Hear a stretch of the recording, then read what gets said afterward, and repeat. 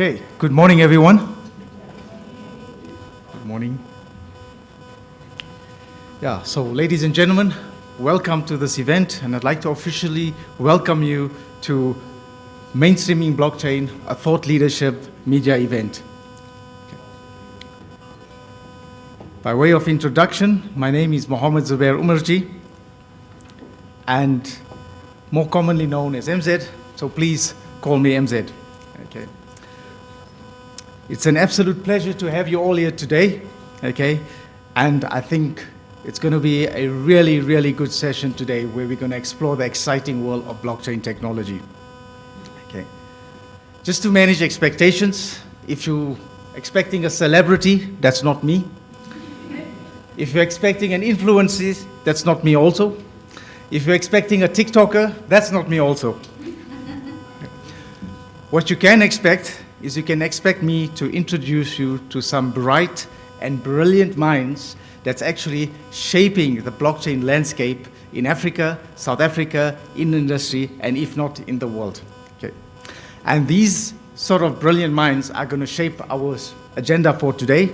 And our agenda is going to be filled, or it's a day promised to be filled with insightful discussions, keynote addresses, case studies, aspects in terms of regulatory and compliance, and also some exciting demonstrations. Okay. And just some objectives of the day and what we want to achieve. There's some important sort of goals. We want to foster a collaborative environment, okay? An environment where it's networking, sharing, engage with each other, engage with the speakers, engage with the participants. And also this is a platform for deepening the knowledge of what blockchain technology is and how it can be used. Also highlighting the emerging trends, and also even after the session, after today, still carry on and continue the engagements, because this can only be realized if we all participate and work together in an ecosystem. And with that, I would like to introduce to our host. Our host is Professor or Dr. Nanamdi, okay, and obviously Dr. Mazola. They are esteemed professors, sound pedigrees. They represent the sort of Swiss bilateral chairs. Their professor, Dr. Namdi is also the professor of food, energy, and water systems. And I'm going to basically hand over to him to basically do the official welcome address. Thank you very much. Over to you, Dr. Namdi.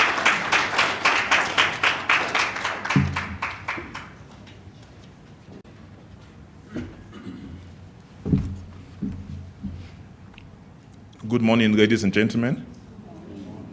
Are we sleeping? Good morning, ladies and gentlemen. Good morning. Ladies and gentlemen, good morning, distinguished guests, and my esteemed colleagues. Good morning and welcome to the Mainstreaming Blockchain media event. My name is Nnamdi Nwulu, and then it's a great privilege to stand before you today as we embark on this exciting journey into the world of blockchain technology. As we gather here, both physically and virtually, we are not only witnessing an event, but also participating in a transformative moment. Blockchain technology was hitherto considered an enigmatic concept, but has grown to become a driving force behind innovation and disruption across various industries worldwide. Today, we are here to explore the potential of the technology in the context of South and Sub-Saharan Africa. I extend my heartfelt gratitude to each of you for joining us in this endeavor. Your presence reflects your commitment to advancing knowledge, fostering collaboration, and embracing the possibilities that blockchain offers to our region. At the South African Switzerland Chair in Blockchain Technology, at the University of Johannesburg and the Lucerne University of Applied Sciences and Arts, our vision is to embrace blockchain as a catalyst for change. And this event is a testament to our dedication to exploring its diverse applications. It's a culmination of our collective efforts to bring together leading experts, thought leaders, innovators, and enthusiasts who are passionate about shaping the blockchain technology landscape in our region. Over the course of today's program, we will delve into an array of topics, from regulatory landscapes to success stories, from emerging trends to live demonstrations of blockchain use cases. Our esteemed speakers and panelists will provide insights, share experiences, and engage in thought-provoking discussions. Our vision for this program is threefold. First, we aim to provide attendees with a comprehensive understanding of blockchain's vast potential in South Africa, encouraging them to embrace this transformative technology in their endeavors. Secondly, through success stories and practical case studies, attendees will gain a hands-on understanding of how blockchain can benefit South Africa economically and socially, showcasing the technology's real-world impact in our nation. Lastly, our esteemed guest speakers will provide insights, ideas, and a roadmap for increasing blockchain's adoption in South Africa. We will address education and training challenges, navigate regulatory hurdles, and present strategies to overcome these obstacles. In essence, our goal is to illuminate a clear pathway for mainstreaming blockchain in South Africa ensuring that all attendees leave with a visionary perspective and practical insights into the transformative power of this technology. I want to take a moment to appreciate our keynote speaker, Ms. Anushka Sharma Patel, whose achievements and contribution in the blockchain industry are truly inspiring, and her incredible support towards this program. It was really unparalleled. We are honored to have you with us today, and we eagerly await your insights. I would also want to express our gratitude to all our speakers, all our panelists.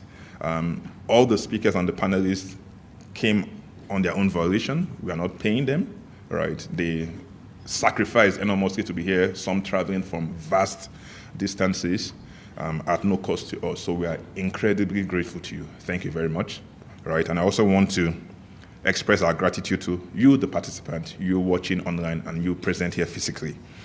I also want to thank my colleagues at UJ, my team in the research chair, and then Dr. Luca Mazzola, who is the co-PI from the Switzerland side, for their incredible work and commitment to this program.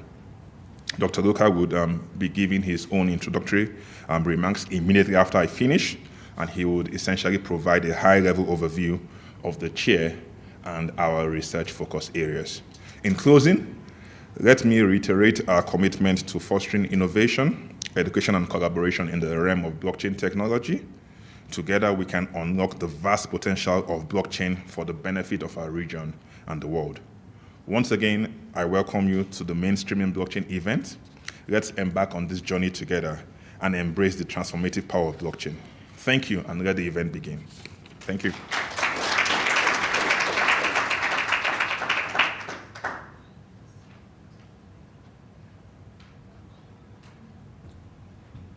I think now we'd like to just zooming into Dr. Luca Mazzola, who's going to address us online. And I'm just checking if we can connect up with him.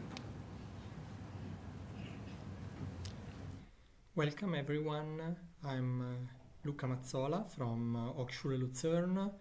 Hochschule Luzern, or for short HSLU, it's a teaching and research institution in Switzerland. And I'm here to present myself as the leading party for the Swiss side of the South Africa-Swiss bilateral research chair in blockchain technologies. So I'm part of the Lucerne School of Computer Science and Information Technology, and I'm part also of the Information System Research Lab. And now I would like to present you some of the points that we will address in your joint research chair together with the University of Johannesburg.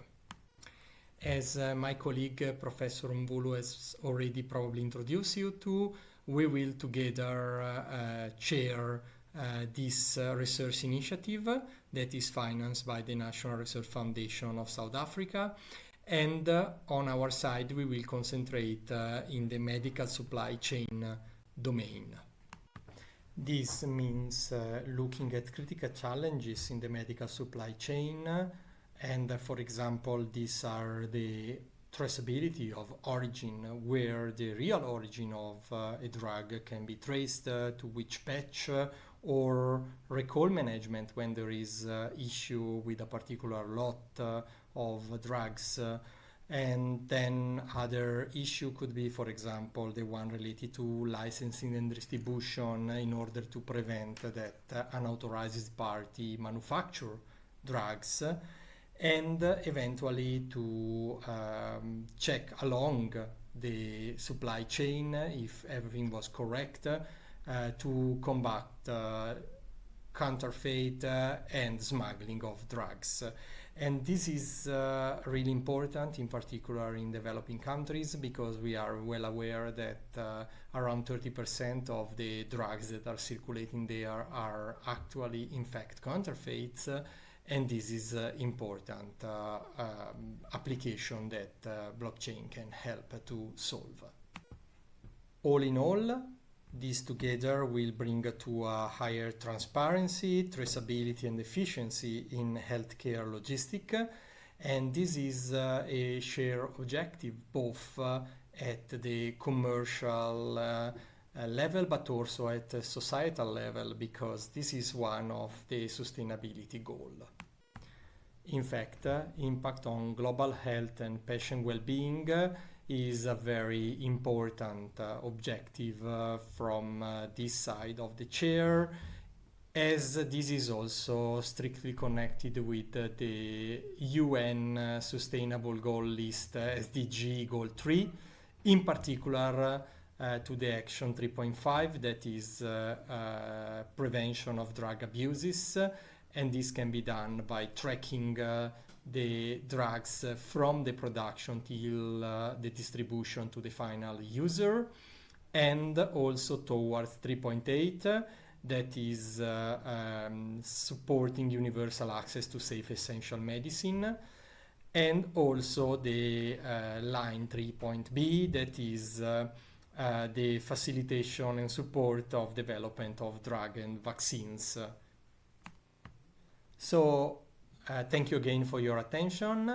My contact is luca.mazzola@hslu.ch, or you can ask Professor Mvulu, that will put in contact with me. I hope we can see each other soon when we will visit South Africa, just because this chair also is for international cooperation and knowledge exchange support. And what we want to achieve all in all is the solution of a really important societal problem without losing out of the scope also the business aspect of it. So this was a short introduction from my side of this joint research chair, South Africa, Swiss, on blockchain technology. Thank you again, and please contact me if you have any question, comment, or if there is any aspect on which we can cooperate. Thank you, and have a great event.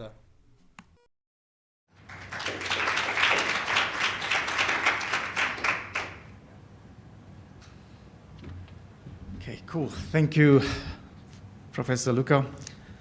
Some interesting insights, and already what was highlighted is that there's real-world use case applications, okay, in the medical supply chain. But if you look at the benefits, you've got commercial benefits, you've got well-being benefits, and you've got efficiencies. So this just highlights the importance and the benefits that blockchain can basically bring to society. Okay, that takes us to our next topic on the agenda, and that's our keynote address. And obviously, our speaker needs no new introduction. Anushka Soma Patel is the product manager for Atala Prism Ecosystems and Input-Output Global. She has over 20 years experience, and she's basically also instrumental in the blockchain landscape in South Africa, where she co-chairs the South African Blockchain Financial Identity Working Group. She's a lecturer at blockchain at the University of Stellenbosch Business School, and also lead writer for the African Union on blockchain reports. Okay, Anushka is going to talk about blockchain technology and how we can use that to transform Africa's future. Over to you, Anushka.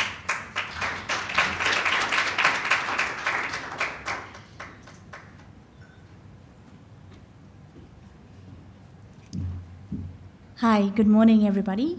I might need some help getting my slides up here. Okay, wait, let's see.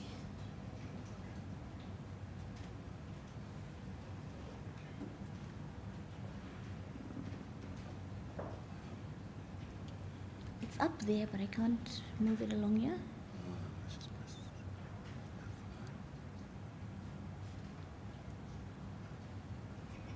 Sorry.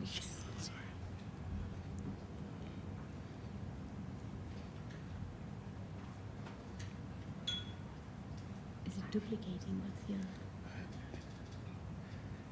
There you go. Okay, perfect.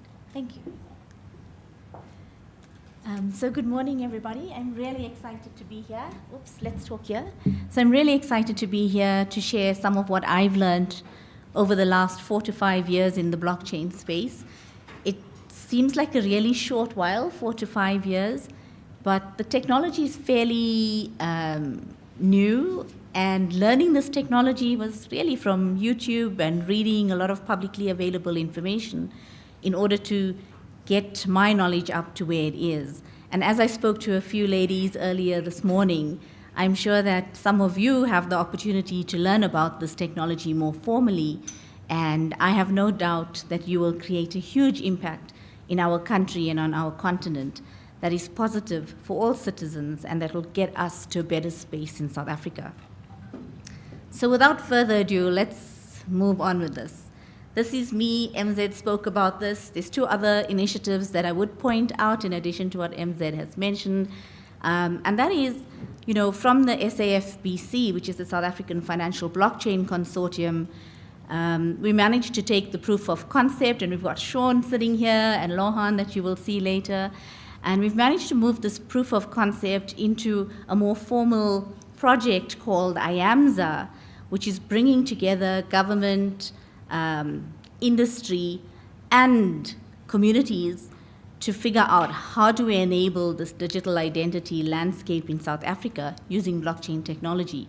Super exciting initiative, and I can't wait to see what Sean and Lohan will present later on about this. The other thing that I am involved in is connecting people to maximize potential.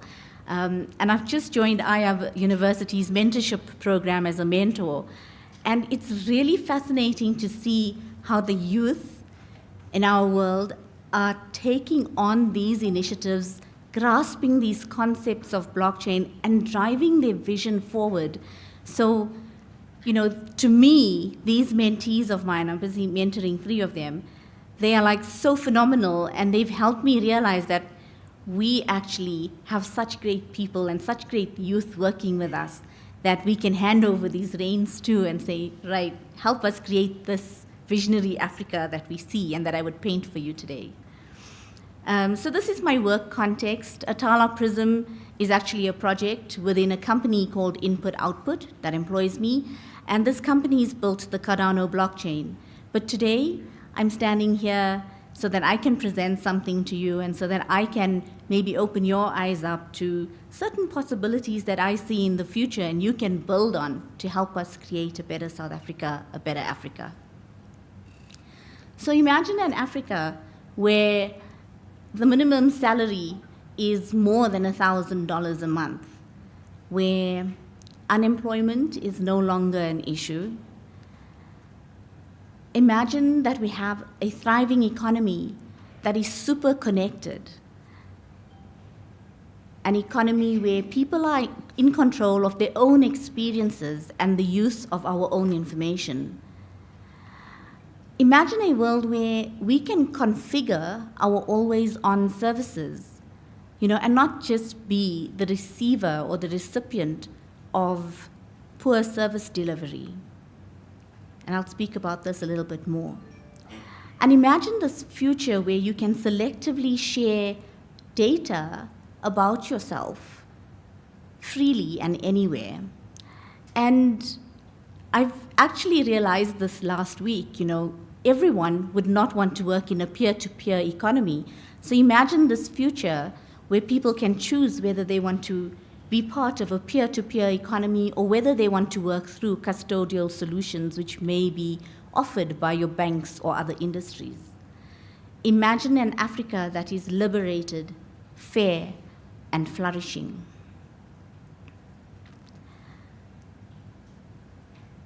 So now that you have a slight picture of what that future could look like, I wanted to just paint some of the challenges that we do experience today. We know that our population's growing at roughly 1 million more people per year. And with growing population rate, we need to figure out how is it possible for our existing governments with their existing budgets to be able to support this growth in the population. For me, this particular stat presents a little call for us to say, how do we need to come together as community and government and as corporates to help us address some of the challenges that we will see appearing just based on the growth in population rate. The next stat we'd look at is unemployment. We currently, as South Africa, are sitting on 33% unemployment. And according to statistics, we're looking at a 62% youth unemployment, and that's between the ages of 15 and 24. And we will be looking at ideas for bridging or closing that unemployment gap through gig work, through collaborative solutions that we as communities can come up with to make sure that societies run smoothly. We always, when we start talking about digital solutions in Africa or within South Africa, the digital economy challenges normally rears its head. And things related to this are the cost of data. So 4 years ago, when we sat at the Fourth Industrial Revolution talk and spoke about how is 4IR going to impact our country, and what are the things we need to do to get ready for the fourth Industrial Revolution, cost of data was one of the big things that came up. And it's definitely something we need to look at. I mean, when you travel overseas, data is much cheaper than what we're paying for here. And you get higher speeds of data as well. And the question is, how are we as a country going to create this infrastructure to make sure that we can participate in this digital economy?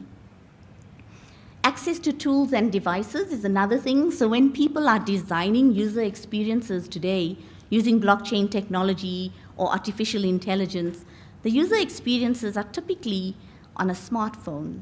And when you look at the numbers of feature phones versus smartphones on our continent and in our country, this poses a different set of challenges. And it's definitely something that Lohan can speak to because he's done a lot of work in this space. I hope he's sitting here and listening to some of the things he'll have to share later. And then access to education. So this technology is not just something that someone's going to come and sit next to you and teach you this.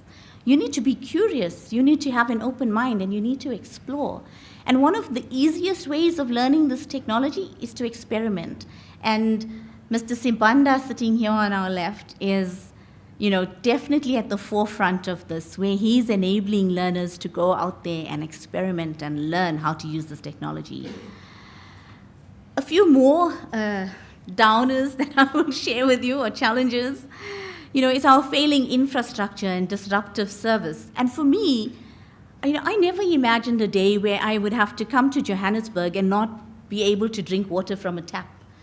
And so I lived with my sister last night, and she said, please don't drink water from the tap. And I was like, really? I was like, no, this can't be.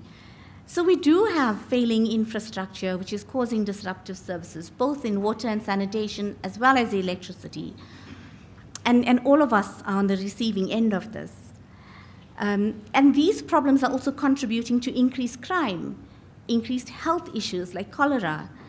And the last challenge I will raise here is that of fraud and corruption. And we see this happening through syndicates today. We see this happening in our local governments, which sometimes contributes to the above challenges that I spoke about. And then you also have middlemen and people just wanting their palms greased so that, they can also make a buck. So when we think about these problems and we start thinking about the opportunities that blockchain and other technology can offer us, we need to start thinking about how do we create systems that actually can overcome these challenges and help us get away from some of these problems. So before I paint what I see as a vision for Africa, for South Africa, I wanted to just mention a few components of blockchain in case people don't have this knowledge yet. So, when blockchain started, it started with Bitcoin as a cryptocurrency. But it wasn't just this Bitcoin thing as a cryptocurrency that was created. It was created with a few people who understood what they wanted to bring about in the world. And they had a little forum that discussed how this thing might be governed or not.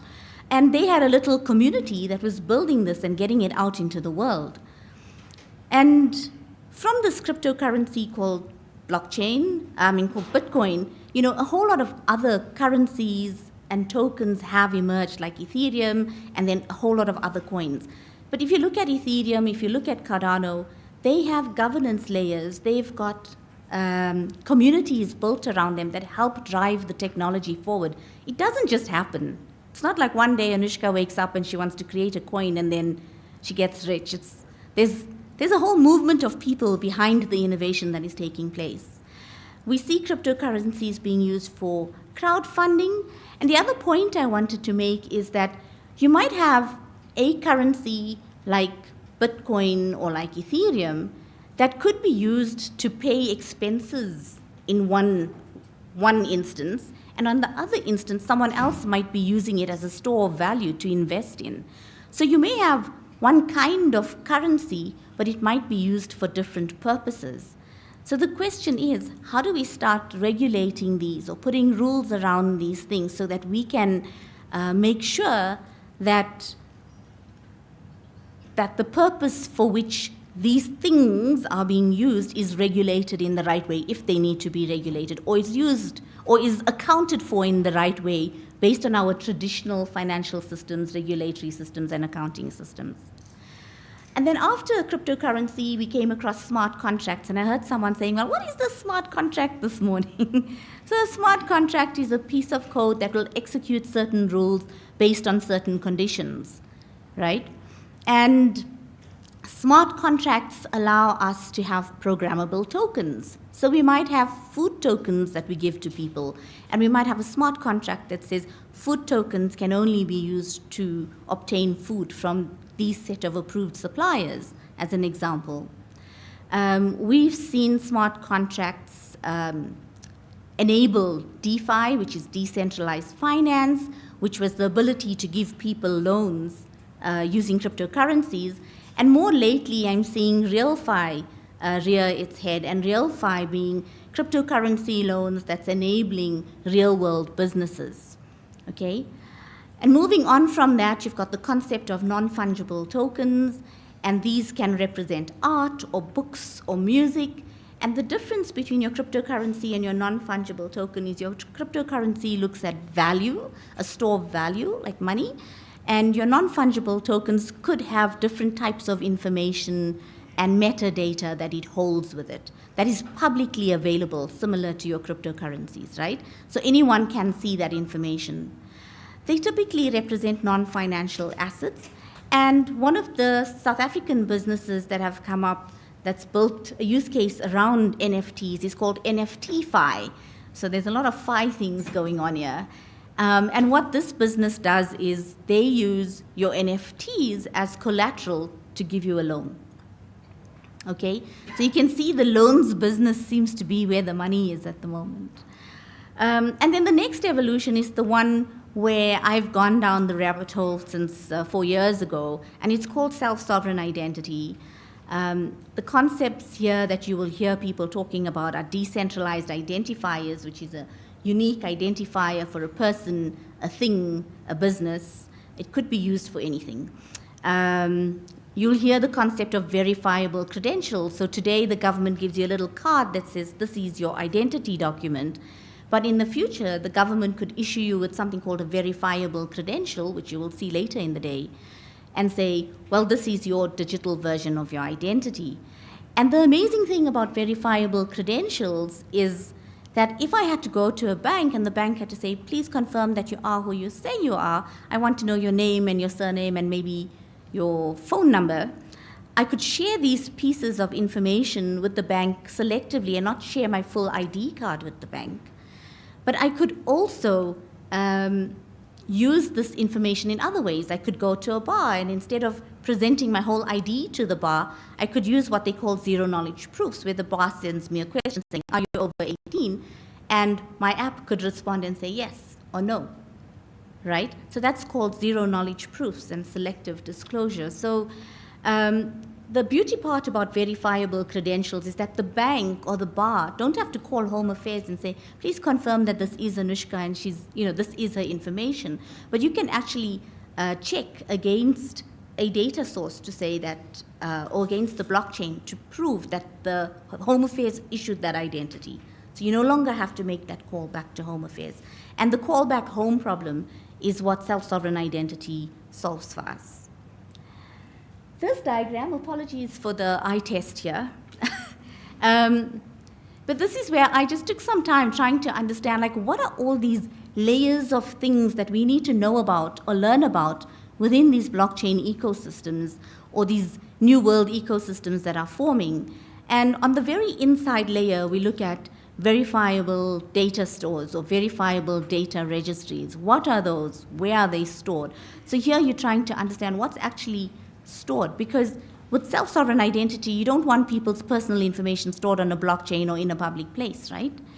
You actually want that stored in a private place, but you want the identifiers of people like Home Affairs that issue, here's your verified ID. You want those identifiers to be publicly available so that you can confirm that Home Affairs actually issued the information. So where does the data stay? In the identity world, we talk about spinning up agents. So your self-sovereign identity agent that represents Anushka.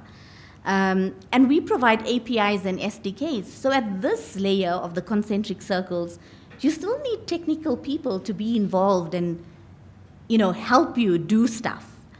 The next layer, we have communication protocols, or what we're calling mediators at the moment in the self-sovereign identity world. And they can have different protocols like Wallet Connect or DIDCOM2. And Atala Prism currently implements DIDCOM version 2, which is quite a new communication protocol.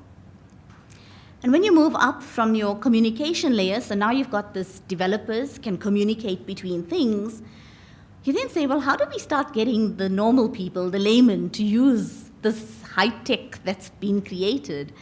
And here we need tools. We need tools that normal people can use, tools like wallets, issuer tooling, verifier tooling, applications where I can go in and say, I actually want to participate in a certain energy providing app, and I want to buy energy from the government during these times, and during this time there's load shedding, so I actually want to buy energy from the Sun project, as an example. So someone needs to build these tools to enable use cases, like I just mentioned. But then even for these use cases, once they built, we need to understand, like, how are these use cases governed? And a big lesson for me was one day, I was like, okay, I'm doing this POC using wine. And so I took a logo of a wine farm's website, and I configured it into a self-sovereign identity app. And these guys were so excited doing the POC that they were giving out 10% discounts for the wine. But the wine farm didn't know that I was playing around with their technology. So if Prof. Namdi decided, let me go and buy a bottle of wine here, and I have a discount coupon, let me try and claim my discount, it wouldn't have been real. And that is the day I realized the importance of, how does the governance in this ecosystem work, and how do we make this governance transparent? And governance could include policies, regulation that currently exist, as well as new rules or new ways of governing the system that you're creating. So it's not just sticking to what exists today. Okay. So with that background information, this calls for us to reimagine the future. Okay. So reimagine the future where we could have an African currency or even a South African currency, where we could, like grassroots economics has done in a few communities in Kenya and even in South Africa, where they use this cryptocurrency as a working currency, and where they take their fiat and they put their fiat into savings, and they use their fiat currency as a savings currency. These are ideas, right? Let these ideas open up your minds. Imagine if we enabled foreign businesses where maybe they're not allowed, maybe people are not allowed to open up blockchain businesses in other parts of the world. Imagine if we created the regulatory environment to allow these people to open up their businesses here, which could create inflows into our country as well. Because normally these platforms that are being built are not just servicing the people that are here, but they're servicing a global audience. So even you, as you create your businesses on these platforms, you would be creating global businesses. The world's your oyster. We can then look at public, government, and industry collaboration. This is not just a thing that government must do, or a thing that industry must do, or a thing that the community must do. It's a partnership that we need to form to enable this. And this is what we're seeing with projects like the IAMSA project.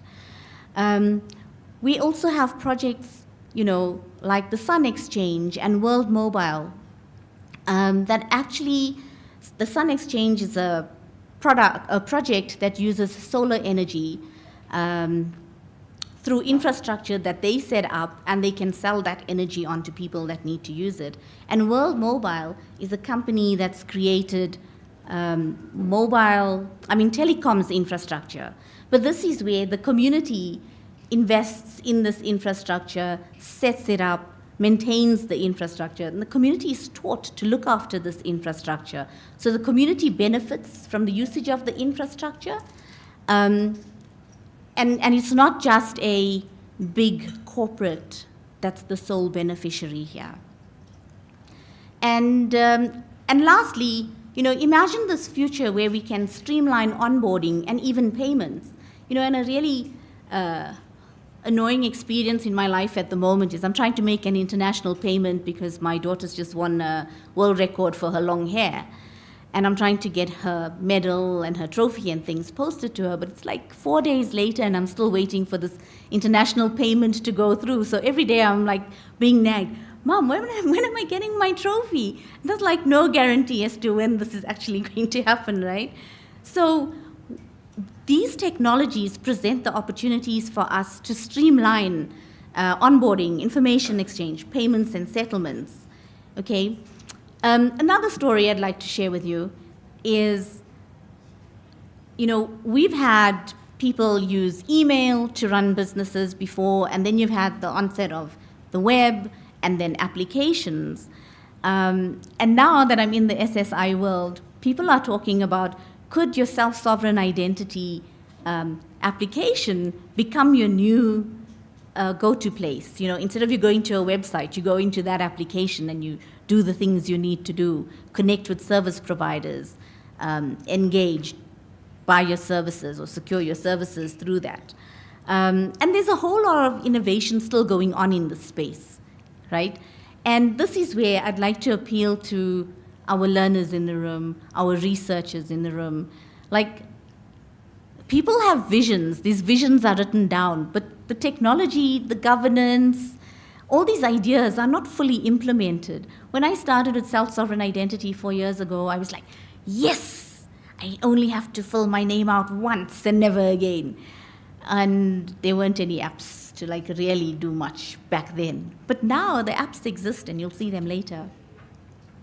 Okay. We also saw the creation of exchanges when it came to the cryptocurrency world, and that was to create on-ramps and off-ramps for fiat currency and cryptocurrency conversions. These are also centralized exchanges. We've seen some of them go bust. We've seen lots of people lose money as well. The question is how do you know when you're safe?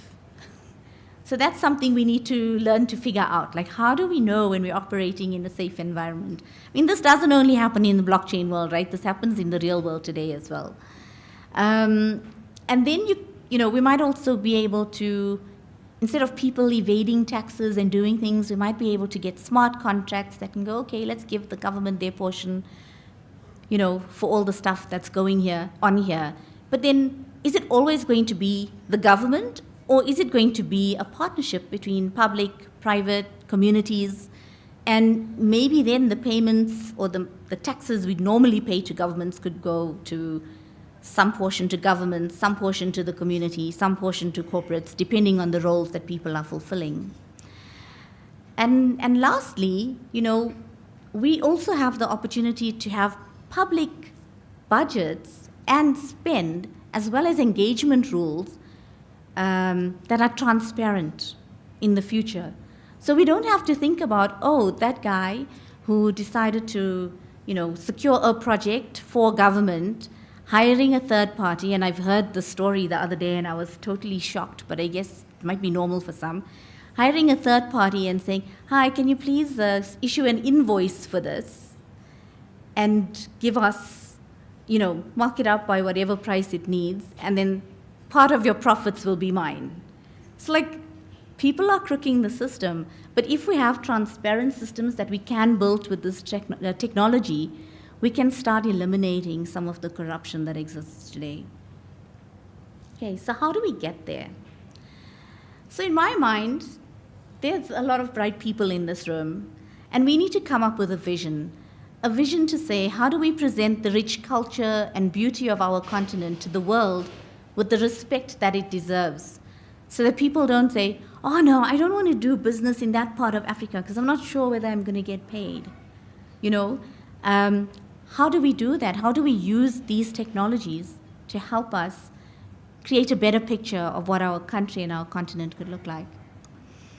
Then step number 2, I said we could create transparent governance and sufficient funding for experiments, research, development, and venture capital. And the moment we start talking about money, people think, oh, we're thinking about rands and cents or fiat currency. But what we've seen, like what I'm seeing in the Cardano ecosystem, is there's this cryptocurrency that's created. There's a portion of that currency that's set aside for innovation, for funding, right, to enable more innovation, more research, more development going on. So when people think of, let's come up with this technology and let's come up with this currency, and they're working out their tokenomics, which is a word you may hear later as well, they're already starting to think about how do we enable these different things to achieve this vision that we want, okay? And then thirdly, I'm saying let's start offering education programs at every layer of blockchain systems, right?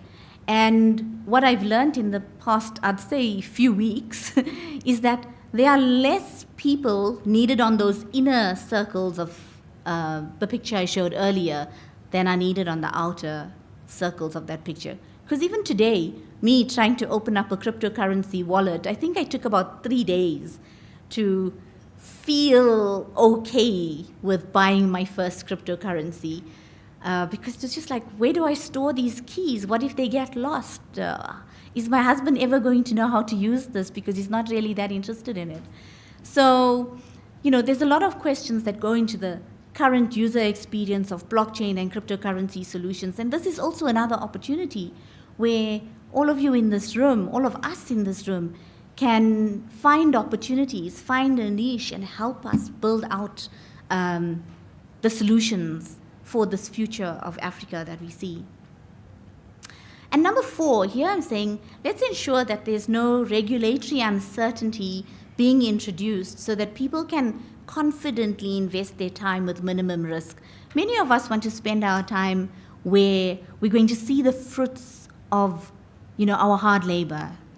So you don't want to be spending your time where you're like, oh, we're going to create this currency, we're going to spend 20 years on this, and then one day the regulation comes in and just shuts it all down, right?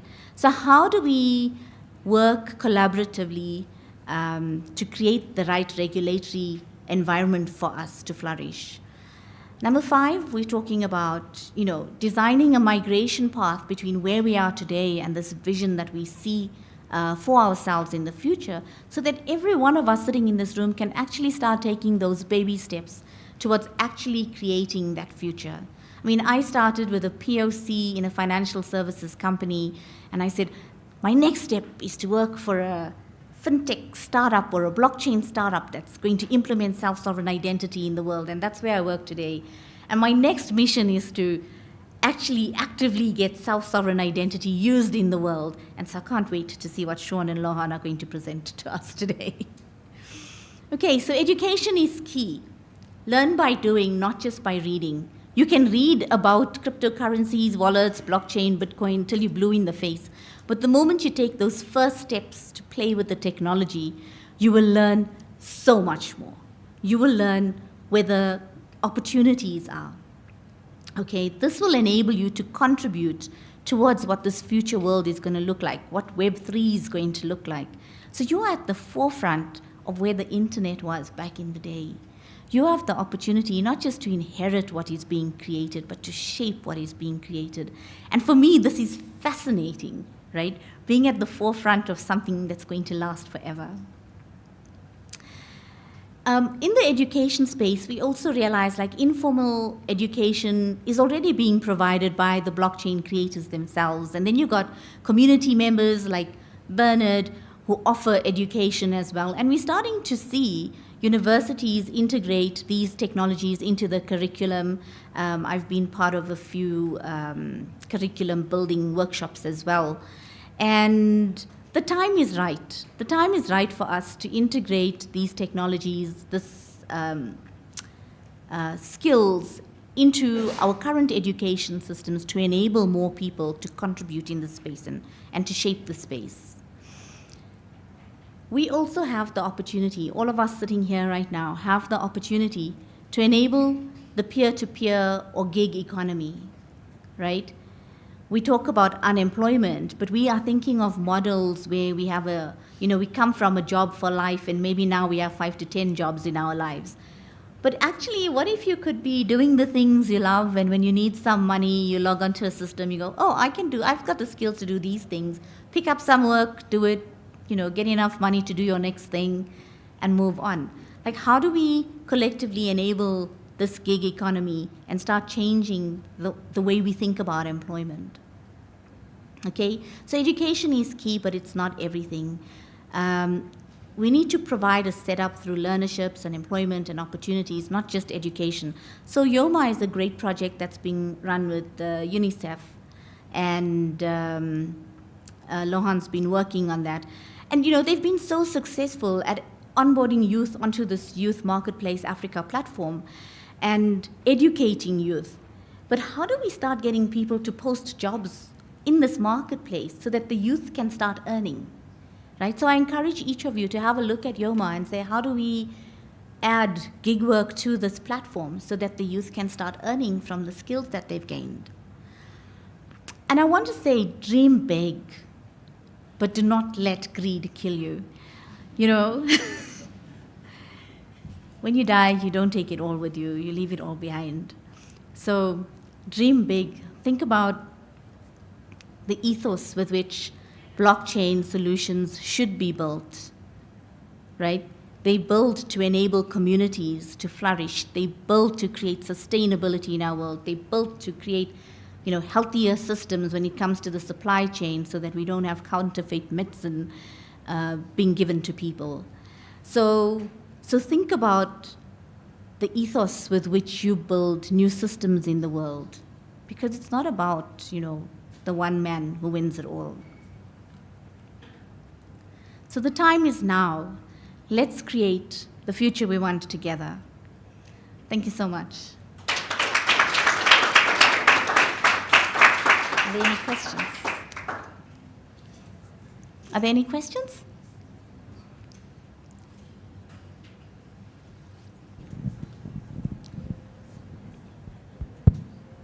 I feel so short here. Just a question. Yes.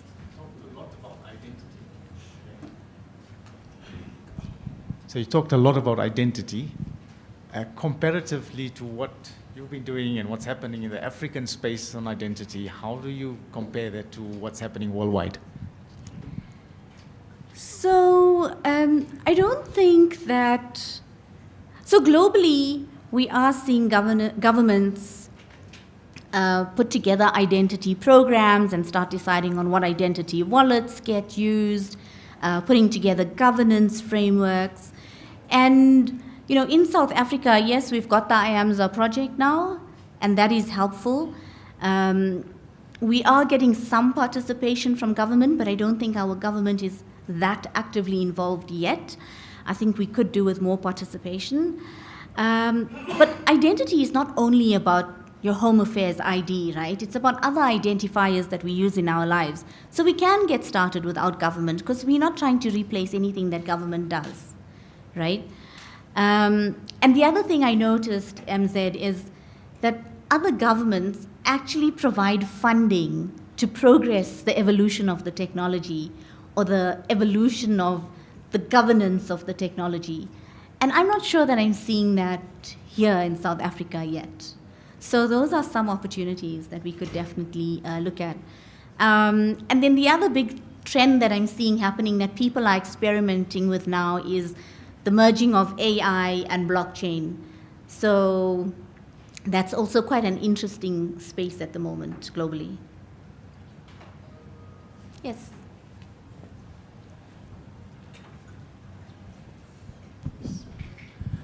Thank you so much. That was a very good presentation. I'm really kind of caught up on the local currencies and their role they can play in community, local economic development. So I had two fundamental questions. The first one is, how feasible is it from the regulatory perspective to come up with such experiment in South Africa? I remember the experiment in Kenya initially had a lot of hiccups from the government, and later they decided to normalize, and it worked quite well. So the first one is like, how feasible is it from the regulatory perspective? The second question, if the first one is feasible, and if we have a small community want to implement, where do we go for the support? So when it comes to the local currencies, I think that it will have to be created and probably played around within a little bit of a sandbox environment to understand, the pros and cons that may come with it. Because I don't think we can imagine all the pros and cons just from discussing it and talking about it theoretically. So I think it will need active experimentation. And I think that, the SUB has a sandbox where people can experiment in. So I think that provides us with an opportunity to actually, let's dream up, what could this be? How could it work? Let's look at how grassroots has enabled communities. And, Caroline is here and she's going to speak later, but her story always fascinates me because, when they started working with these community currencies, they were actually able to identify real problems in the community when they analyzed the data. They were able to collaborate with government, and they were able to solve, like sending piped water to certain villages that didn't have piped water. So, real problems can be solved if we use the technologies in the right way. And sorry, what was your second half of the question? The second question is, actually I've been really contemplating of using, coming up with the same solution for Guacan village, somewhere up north, for financing agribusiness valuation. So if we want to implement it, where do we go for support? And the idea is, okay, this is how you do it, assuming I'm not a tech savvy. So right now, I've been connecting people with projects that I'm aware of and networks that I'm aware of. So if you've got an agri project, I would dig into my network and go like, who's doing something similar? Do I know of some people in the agri space that you might be able to experiment with? And I usually try to bring that community together to say, like, take it and go forward. And I think more of us in this space need to do that, right? Be the glue that connects people, because that's how we're going to get real use cases tested, refined, and usable. Is there anything else? Any other questions, or is my time up? Am I getting kicked off the stage?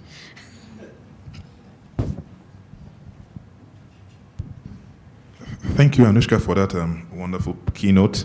I have a question, right, relating to, you had that circle, that concentric circle, right? The eye test, right? The eye test, yes. So now, how do you actively drive adoption, especially at the outer layers, right? So I'll give an instance, right? You had Walmart pioneering a traceability platform, right? Tracer a couple of years ago. And even in the US, where they have a higher level of education, and in terms of internet access, broadband penetration is better, the project is closing now, because, the buy-in of small and medium scale enterprises, smallholder farmers and all of that wasn't really there, right, at the outer layer, right? And then a couple of countries attempt to, use regulation to try to spur people to come in. But I have my own concerns, right? Because if it's not if you have to get to driving adoption via regulation, right, then it shows that it's not organic, right? So for me, it's quite how for the technology, right, especially in our context, Yeah. right?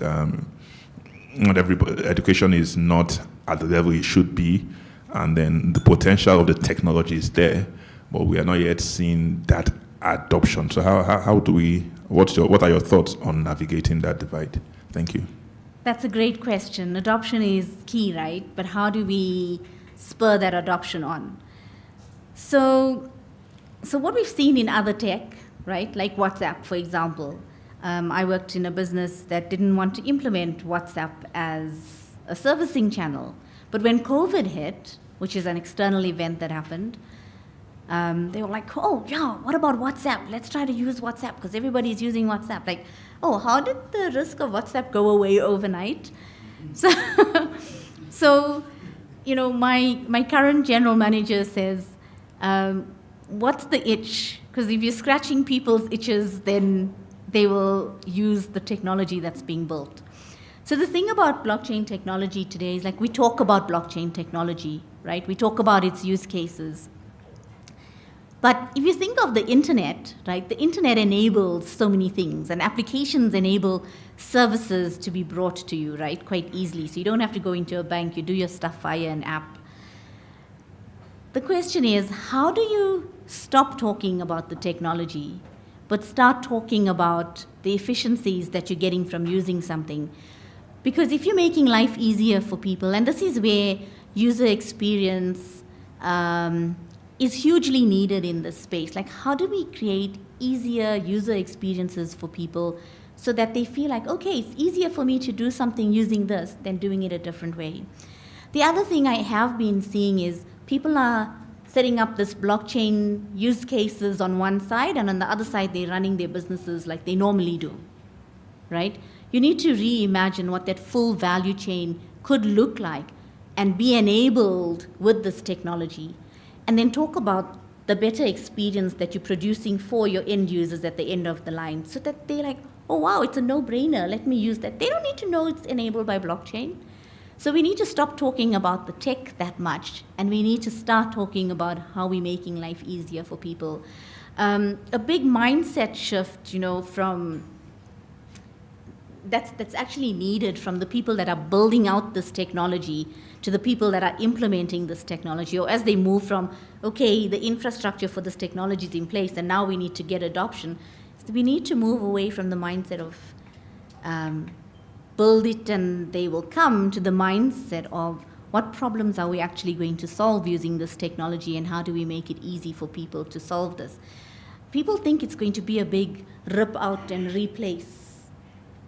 But I don't think organizations want to take their well-spent money on certain systems and then replace it with something totally new.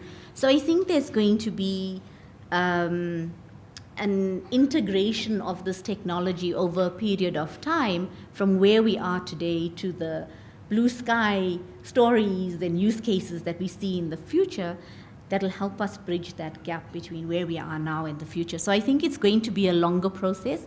Someone said to me yesterday, because we were discussing this exact problem about adoption, and they said, well, Apple knew they were going to do away with buttons, and then they introduced the iPod with the circle and a few buttons. They knew then already they were going to do away with buttons, but they didn't just take away all the buttons. They did it gradually over a period of time, because you got to figure out, like, how do I train people to actually do this in a different way? So we'll have to think about that one carefully. Okay. Thank you very much.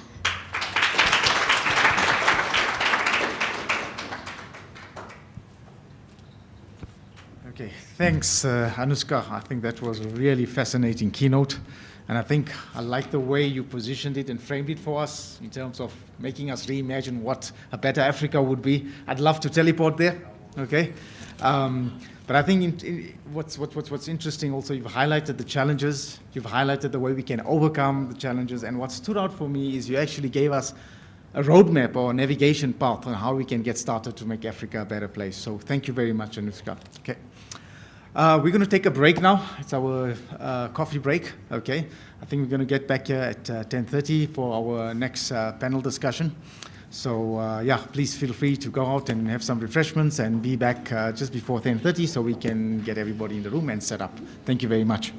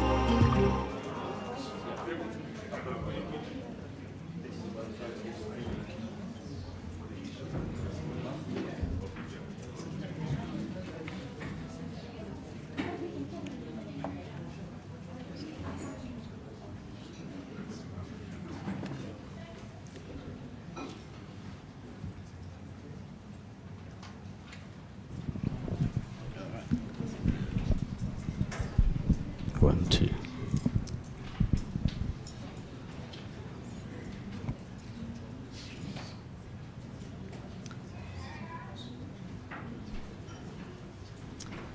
Okay, welcome back, everyone. Our next session promises to be dynamic and thought-provoking. We have an esteemed panel of experts who will dive deeper into the blockchain adoption strategies for Africa, and it's going to take it on another level to say how we can basically adopt it in real-world industries and basically integrate it and implement it. And I think the makeup of the panel is actually very interesting. We've got Mr. Ian Potter from Standard Bank, who's a future-focused executive. Okay, he heads up the Blockchain Center of Excellence, or the blockchain domain as we call it these days. Okay, and he works collaboratively both locally and internationally in trying to derive strategies for blockchain adoption. Ian also holds a master's degree in banking and economics, so he has sound economical background, worked lots in finance, and he also mentors and teaches the graduate chartered accountants and gets them into the mainstream financial economies. Okay. We also have Akoni Damane. Okay. Akoni is the Chief Technology Officer of EdgePoint Software. Okay. Prior to that, he headed up the Digital Advantage Office at the CSIR, and he got to play around with all the cool megatrends and technologies from artificial intelligence, Internet of Things, blockchain, big data. So he's got some really, really good technical insights that he can share with us. And then we've got Himesh Kala. Himesh Kala is the Managing Director of Beansprout Technologies. Okay. He also started his career in the corporate and investment banking sectors, working for R&D, but also now in the blockchain space, but doing something very, very different in the sense that looking at blockchain and crypto from a compliance perspective and looking at building compliance and regulatory tool sets. So over to you, Himesh, and welcome to all our panelists. Thank you. Thanks, everyone. It's great to be here, and it's also good to see such a full crowd. You know, often I guess this is testament to the interest in blockchain technology. It's still alive and growing, so it's always good to see such a big crowd, particularly with the academics and the young university candidates going through. So, you know, our topic today is focused on blockchain adoption strategies within African enterprises. Now, it's quite a mouthful, but I guess what we've been trying to do over the last 10 years, I mean, since the birth of Bitcoin in 2009, it's close to about 14, 15 years now that it's been around, and with Bitcoin came the introduction of blockchain technology, right? So we're all, I think, fairly familiar with the history. I think the question that's we've all been faced with is, whilst we can see the power of blockchain technology, why has it taken this long for us to see real practical applications of blockchain in our financial ecosystems today, right? So all of us here today, you wouldn't be here if you didn't really believe in the power of blockchain and decentralized ledgers and all the capabilities that come with blockchain. But the big question still sits is, why are large enterprises, or why haven't we seen these massive adoptions in this technology in large enterprises, and why haven't we managed to get the benefits of that? So today we'll sort of touch on all of that. And with me again, I've got my esteemed colleagues that both have a lot of war stories that they will share with us today around their sort of evangelists blockchain sort of movement within their organizations and trying to progress the development and the take-up of blockchain within their organizations. A little bit of background about myself. I've been working in sort of financial capital markets for most of my career. I'm currently consulting at the Johannesburg Stock Exchange and leading their strategy and enablement division within post-trade. And I guess over the last sort of 5 years, what we've seen is, given the rise of digitization and disruptive technologies, I think my core focus at majority of these existing incumbent banks and exchanges is, how do we future-proof these organizations? Do we believe that this blockchain technology and young fintech companies could potentially disrupt the current banking ecosystem or financial ecosystem as we know it today? And we're seeing it happen slowly but surely. It's happening. We see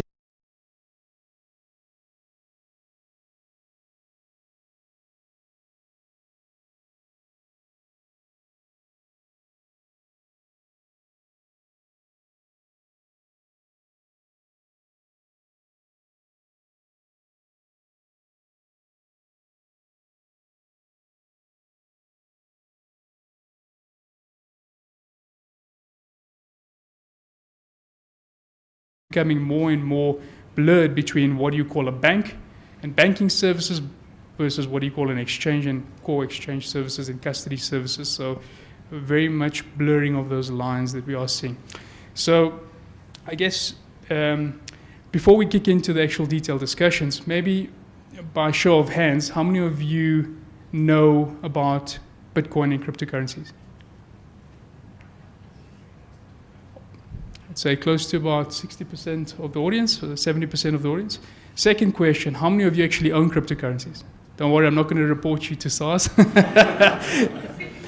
It's amazing. Of that 60% that hands, or 70% that went up, probably a handful, probably about 10 of those people actually own cryptocurrencies. And I guess the question as we dive deeper into the adoption of blockchain is, why haven't we actually been started using it ourselves? Do we really not see the value in it? And what is the value of cryptocurrencies? And more importantly, as Ian will sort of highlight today, is cryptocurrencies versus the actual blockchain technology and digitizing assets, right? And we'll talk a little bit about that today. But I guess interesting enough is, as I've been asking this question over and over, the first question, maybe about 5 years ago, we would have seen very few hands go up in terms of their knowledge and knowing about cryptocurrencies, but now we're seeing a lot more hands go up. The second question, you see 1 or 2 hands, but I'm sure in the next 5 years, you'll see a lot more hands go up and people that actually own cryptocurrencies, or let's call it digital assets. All right, so let's kick off. Maybe to start off with the first question is, blockchain has been around for about close to 14 years now, and there's been a lot of initiatives, both run by government as well as big, large corporate entities around developing POCs and testing the technology and seeing whether they can adopt it within their organizations. A lot of those POCs or proof of concepts have been shelved over the last 5 years. And maybe as a starting question, maybe Ian, what are some of the reasons you believe that a lot of the POCs that were conducted over the last 5 to 6 years have actually been shelved? Well, firstly, in the financial, I'm going to speak from a financial perspective. Lack of regulatory guidance was quite a big problem globally for us as a bank, even locally. We're the biggest bank in Africa, and if we go there, remember we've got a banking license. So if we do anything that the regulator's not happy with, we can lose our banking license. Secondly, for us as a bank, and I think for all the banks here, you want to do what your customers ask you to do, right? So typically, we will change the way we do banking if our customers ask us to change some of those things. But if they're very happy and our profitability is good, obviously we're going to continue with the things that we're doing. So I don't know if you guys know, but Standard Bank had one of its best years ever last year. And we're very, very much aware of the digital revolution happening and the banks adopting new ways of doing things. And we really do believe in blockchain. But the use cases actually, typically what people do, to answer your question, is we want to, I don't know if you guys heard that saying, it's a very bad saying in innovation, but if it ain't broke, don't fix it. So that typically stops you to innovate. But from a knowledge and an understanding perspective, I also don't think even people that know the distributed ledger technology very well like I do, there's still a lot of people that don't fully understand it. And if you look in a bank or a big enterprise, to get something going, you need technology, compliance, risk, finance, tax, as well as the business to see and recognize the potential. One of the main reasons why tokenization of real-world assets haven't picked up globally is due to the lack of institutional-grade custodial capability. So if you read the Boston Consulting Group, I don't know if you guys have looked at it, that said over the last 6 years, blockchain didn't grow as it was hyped. I think hype is a big problem. You mustn't hype something. You must tell real stories, if it makes sense to you. We all know that Web3, like the internet previously, can bring a lot more to the world. It can facilitate inclusive banking. It can do all those things, but you need infrastructure to support it. So there's still a lot of things that's not fully developed in the DLT space that facilitates scalability and growth. Sorry, I'm going to stop there. I can talk on for hours, but I think that's my answer in short. Excellent. Thank you very much. Yeah. And Akona, I think, one of the big challenges, as we've seen today with the number of hands going up, is if we just talk about, Ian touched on the actual use case itself. Now, often when we try and disrupt any organization or any industry, in order to disrupt, you've got to come up with a 10x better product than the existing products, right? So as Ian mentioned, I mean, if it ain't broke, don't fix it, right? Why fix it? But what do you believe blockchain can unlock that will provide us a 10x better than the current financial rails that we have today? All right. Yeah. Thank you so much, Hamish. Good day, everyone. I'm glad to be here. I think we already have opportunities actually that are lining up. If you look into the African Continental Free Trade Area agreement, that is already underway now. That speaks to cross-border remittance and settlement and trade. That is one of the perfect scenario or use case.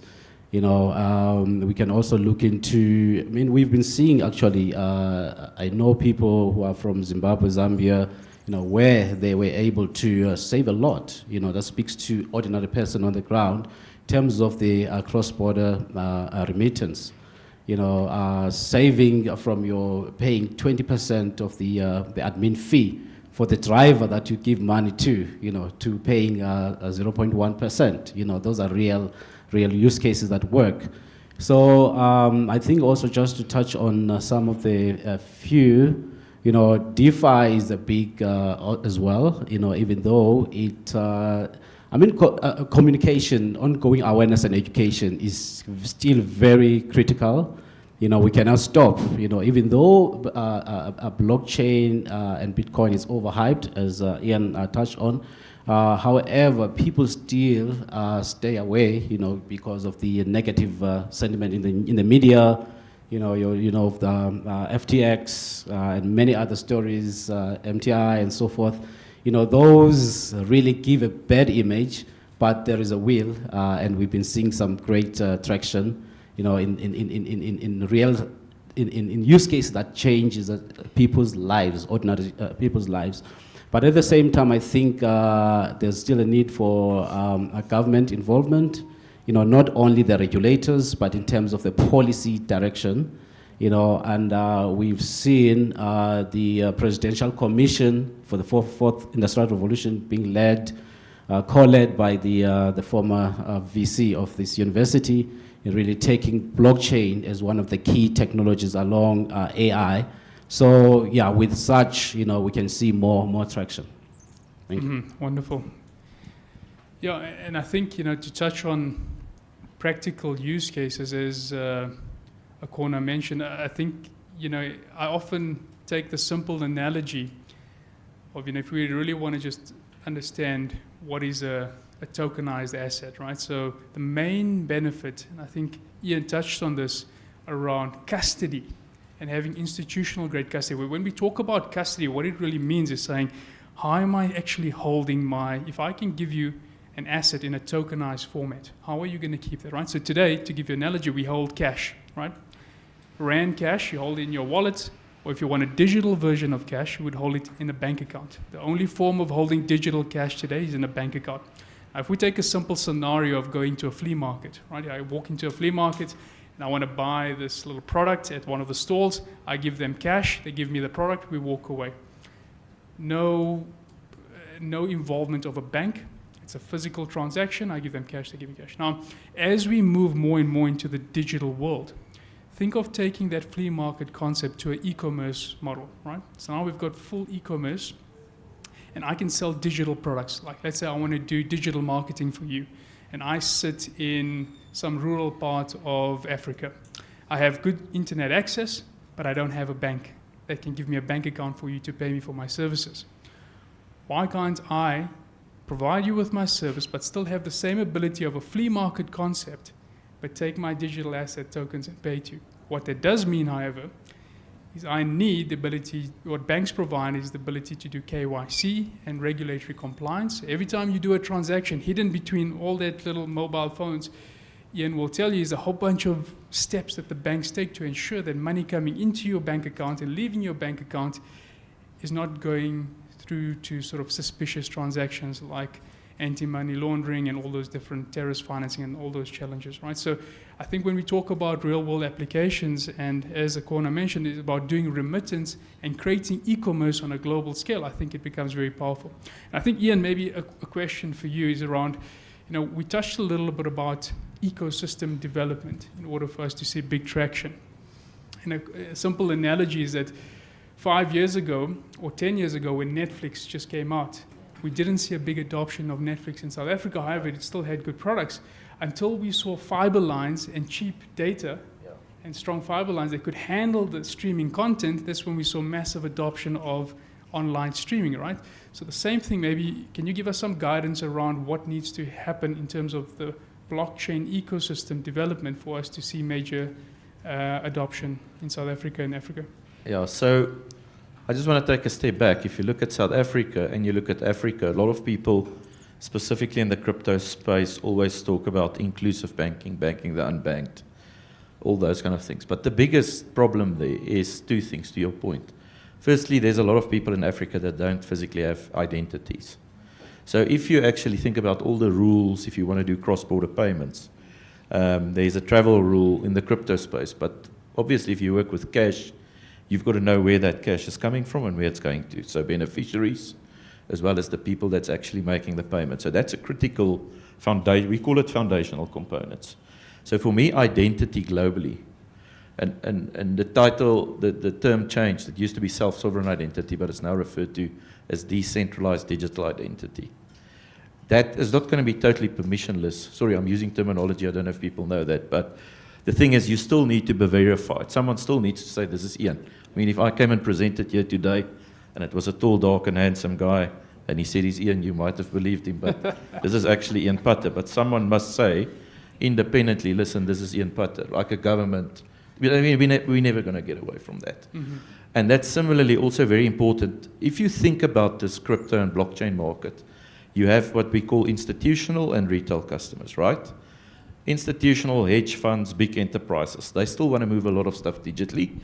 I think it will be a lot easier for those big companies to move cash in terms of identity than it will be for individuals. But from a Standard Bank perspective, we want to drive Africa's growth. So SMEs is very, very important. And those people's got to have ability. So if you build something, remember also it must be extremely efficient. You can't charge an arm and a leg.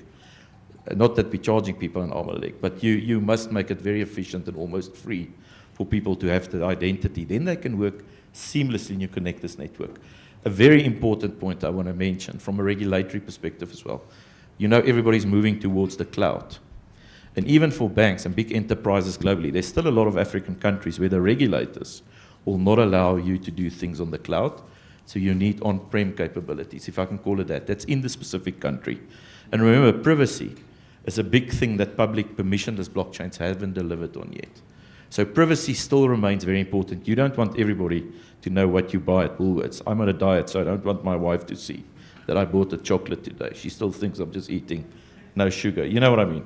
So I'm not that bad. I'm sticking to the diet. But privacy, when it hits you, you don't know where it's going to hit you, if you know what I mean. And we all want privacy for a lot of the things we do. That's why the three things that I've mentioned now, and then the point you raised, digital wallet infrastructure, central banks, even Nigeria, when they issued their retail CBDC or stable coins, banks are very good in providing infrastructure. You're going to need wallet infrastructure, not necessarily public permissionless wallet infrastructure, because again, things are very transparent on those things. So if you can create all those things, you can actually start growing this interoperable capability. But how the networks have improved, when you look at any ledger today, we're working with wallets. They give you a choice to enable growth across Africa. They enable you to do things on cloud, but simultaneously you can do some on-prem deployments as well. That enables you to mix and match to enable stuff to move across Africa and across the world. Sorry, I don't know if I answered your question. Right. But if that's not in place, you must also think about it. If Standard Bank, which is a big enterprise, want to make this available across Africa, we need that infrastructure. It doesn't help to launch something in South Africa, but you can't move it to Kenya. You want to connect the continent. You spoke about the free trade agreement. We've been looking at that from a perfect use case for blockchain. The problem is if you want to connect all the countries as you move goods cross-border, remember you can help SARS, you can see what's VATable, we looked at it. The biggest problem for those use cases to work is infrastructure to connect the different countries. So governments might not necessarily pay for it. But if you create a very other important point, collaboration. The way to make distributed ledger technology and infrastructure work is collaborative. If you get large enterprises, individuals, CSIR, governments to work together, you can make this available across Africa. Oh, wonderful. Yeah, I think those are very important points. And I think, you know, the ecosystem development is very important. And as the different parts, as Ian mentioned, develops over time, we would see a lot more take-up. But it's about building that puzzle. And once it's all there, we would see probably a massive growth in that. I think, Ian, you touched on a point around the technology and potential risks. And maybe, Kona, let's talk a little bit about the actual technology and how that has improved over the last 10 years. And, you know, if I can sort of highlight three key aspects of the technology. The one aspect is around, we've often heard about scalability of blockchain is a challenge, right? So we know Visa and MasterCard can do like 50,000 transactions per second or something, and blockchain's around 10 or Bitcoin itself around 10. But we've seen a lot of improvement in solving the scalability challenge, and maybe, you know, tell us a little bit about that. And then we talk about, you know, custody and user friendliness. So scalability and then user friendliness in order to get mass adoption. You know, 5 or 6 years ago, if you wanted to do a transaction on the blockchain, you got to know your keys, your private keys, your public keys. You got to download these weird apps to do it. You got to use your plugins, and you're very, very difficult. And if you weren't technically savvy, it becomes very difficult. So that also hampers a lot of protection. But I think there's a lot of work being done in improving the usability of the technology. And lastly, security. I mean, we've all heard of, these different blockchains being hacked, and these where all these funds have been stolen, and who holds these private keys, and can we trust users to manage their own public and private keys, versus where if you're doing it through a bank, you always have the security of some form of insurance. When you swipe your credit card, you've got all these campaigns that the banks do around keeping your safeguarding yourself from any hacks and so on. So maybe you want to touch a little bit about the evolution and where we are today in terms of the technology and how that's helping adoption. All right. No, thank you very much, Hamish. I think there may be other people in the room that may be able to look into to respond to the latest. I've been in the blockchain for a while, and then I took a bit of a break. I'm looking into a whole suite of technology. I'll speak also on the AI and blockchain marriage that you'll see very soon coming to the fore. Just to respond direct to a few of the pointers you raised, I think blockchain has evolved over time, and for improving the technology and also enhancing the adoption. For instance, you touch on the transaction speed, the scalability, which has been a big challenge, but with some of the Ethereum 2.0, Cardano as well, and many other next generation blockchain networks are promising to address some of those issues. Some have already kind of jumped that loop. Some are we're still getting there. Okay. All right. And then the aspect of the security. Security. As I'm currently as the CTO of a tech startup, that is backed by a United States software patent. I really I've got to a place where we understand the importance of security, because security itself is multi-faceted. It's not just one angle. It's not the technology itself. It is also the infrastructure around that technology. It is also around the aspect of the social awareness, and responsibility, in terms of how do you keep your private key, how do you protect yourself and so forth. So all those elements actually, there's a model that we deploy, to enhance A-grade security, which is zero trust model, where you say, first stance is I don't trust anything. Anything that comes in that requests for access, you need to query. You need to get them to verify every time. I know it's a bit of a delay. You talk about multiple factor authentication and so forth. Those are some of the key elements that you bring into place. Because there's no in security, there's no panacea. Any system can be cracked. Now we're already talking about the power of quantum computing in terms of cracking those numbers, cracking those codes. So it has to be an ongoing evolution to say how do we better position ourselves to enhance our security. And the initial take off of blockchain was it had to keep you have some technical know-how and so forth. I think with what we have been doing, I've been part of some of some projects. I ran a project with UCT students, for instance, to look into how we can make the NFT launchpad. We started working on a launchpad for African artists. We realized that most people don't have time to kind of deep dive and learn how do I create a wallet and all that. So we created a platform, a launchpad that is easy to use, anyone can be able to use, because we want to remove the jargon, and get people to adopt the technology and really get them going. All right, I think maybe at a later stage, anyone can also contribute with regards to what is the latest developments, but yeah, thank you. Wonderful, thanks for that. Sticking on the technology side of things, I think, we often hear about this concept of public chains and permission chains.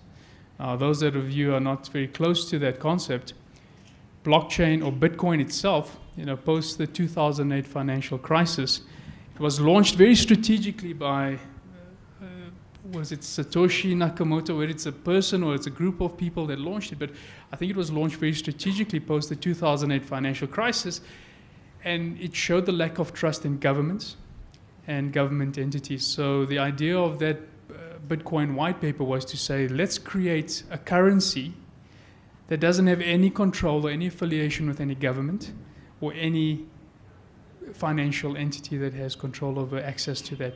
All right, so it's a completely independent currency that can be used by anyone, can be accessed by anyone. And when that was created, it was created on this concept of a public blockchain, meaning that everybody has access to it. You don't need to go through a bank to get a digital account to hold digital form of currency, right? You could access it via your private wallet.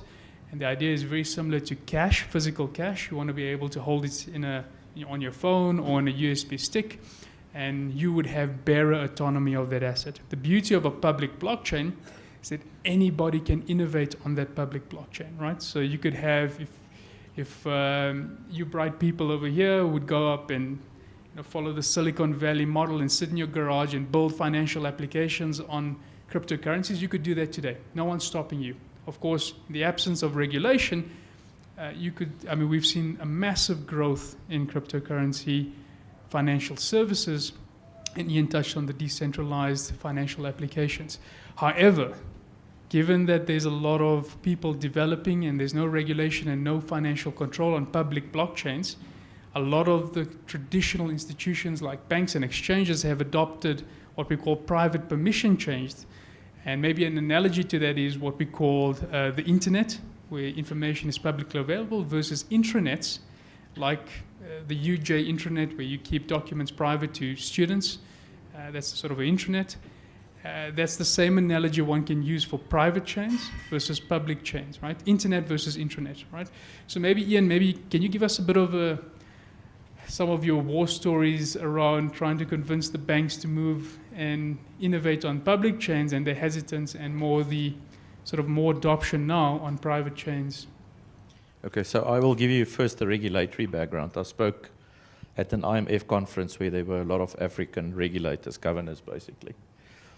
And then I went to Switzerland about a month ago for a week, and then to the UK, where I spoke to quite a lot of big global financial institutions.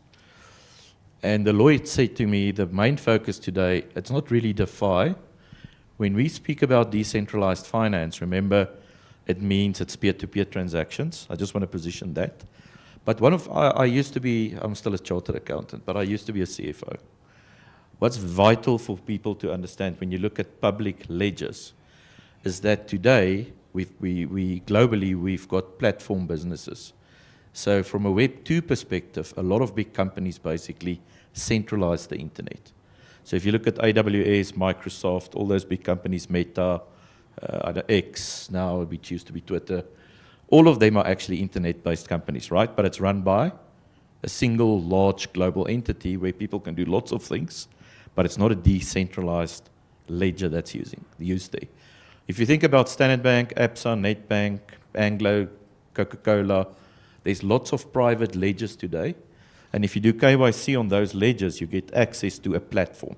Doesn't make sense to everybody. So it's very controlled. You can't use a Standard Bank ID to access a Coca-Cola platform or another one. You've got to go redo your identity consistently.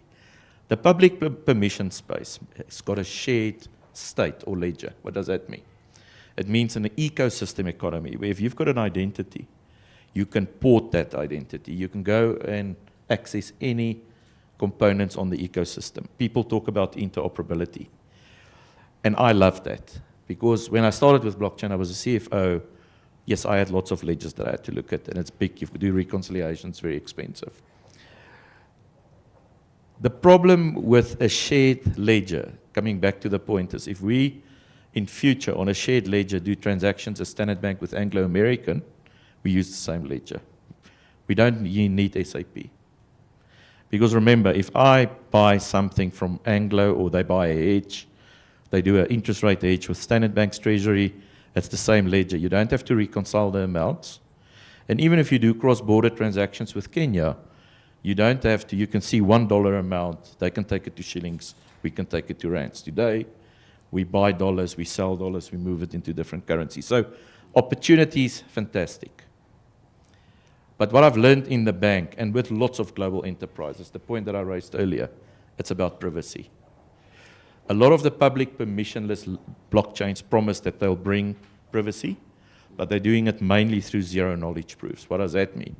It means when you trade with someone, you know you can trust the person, like on blockchain, the Bitcoin blockchain. You know that you can buy crypto, you're going to get it. The cash will flow. You know what I mean? It's instantaneous settlement. But what I've learned over the last few years, even regulators, banks, everybody, don't trust this decentralized autonomous capabilities. Why? Because if you think about a decentralized public permissionless ledger, it's managed by a smart contract, right? And I love that concept as well, and so will all of you. But we're embedding a lot, to your point, a lot of AI into to those things. Has anyone here used ChatGPT before?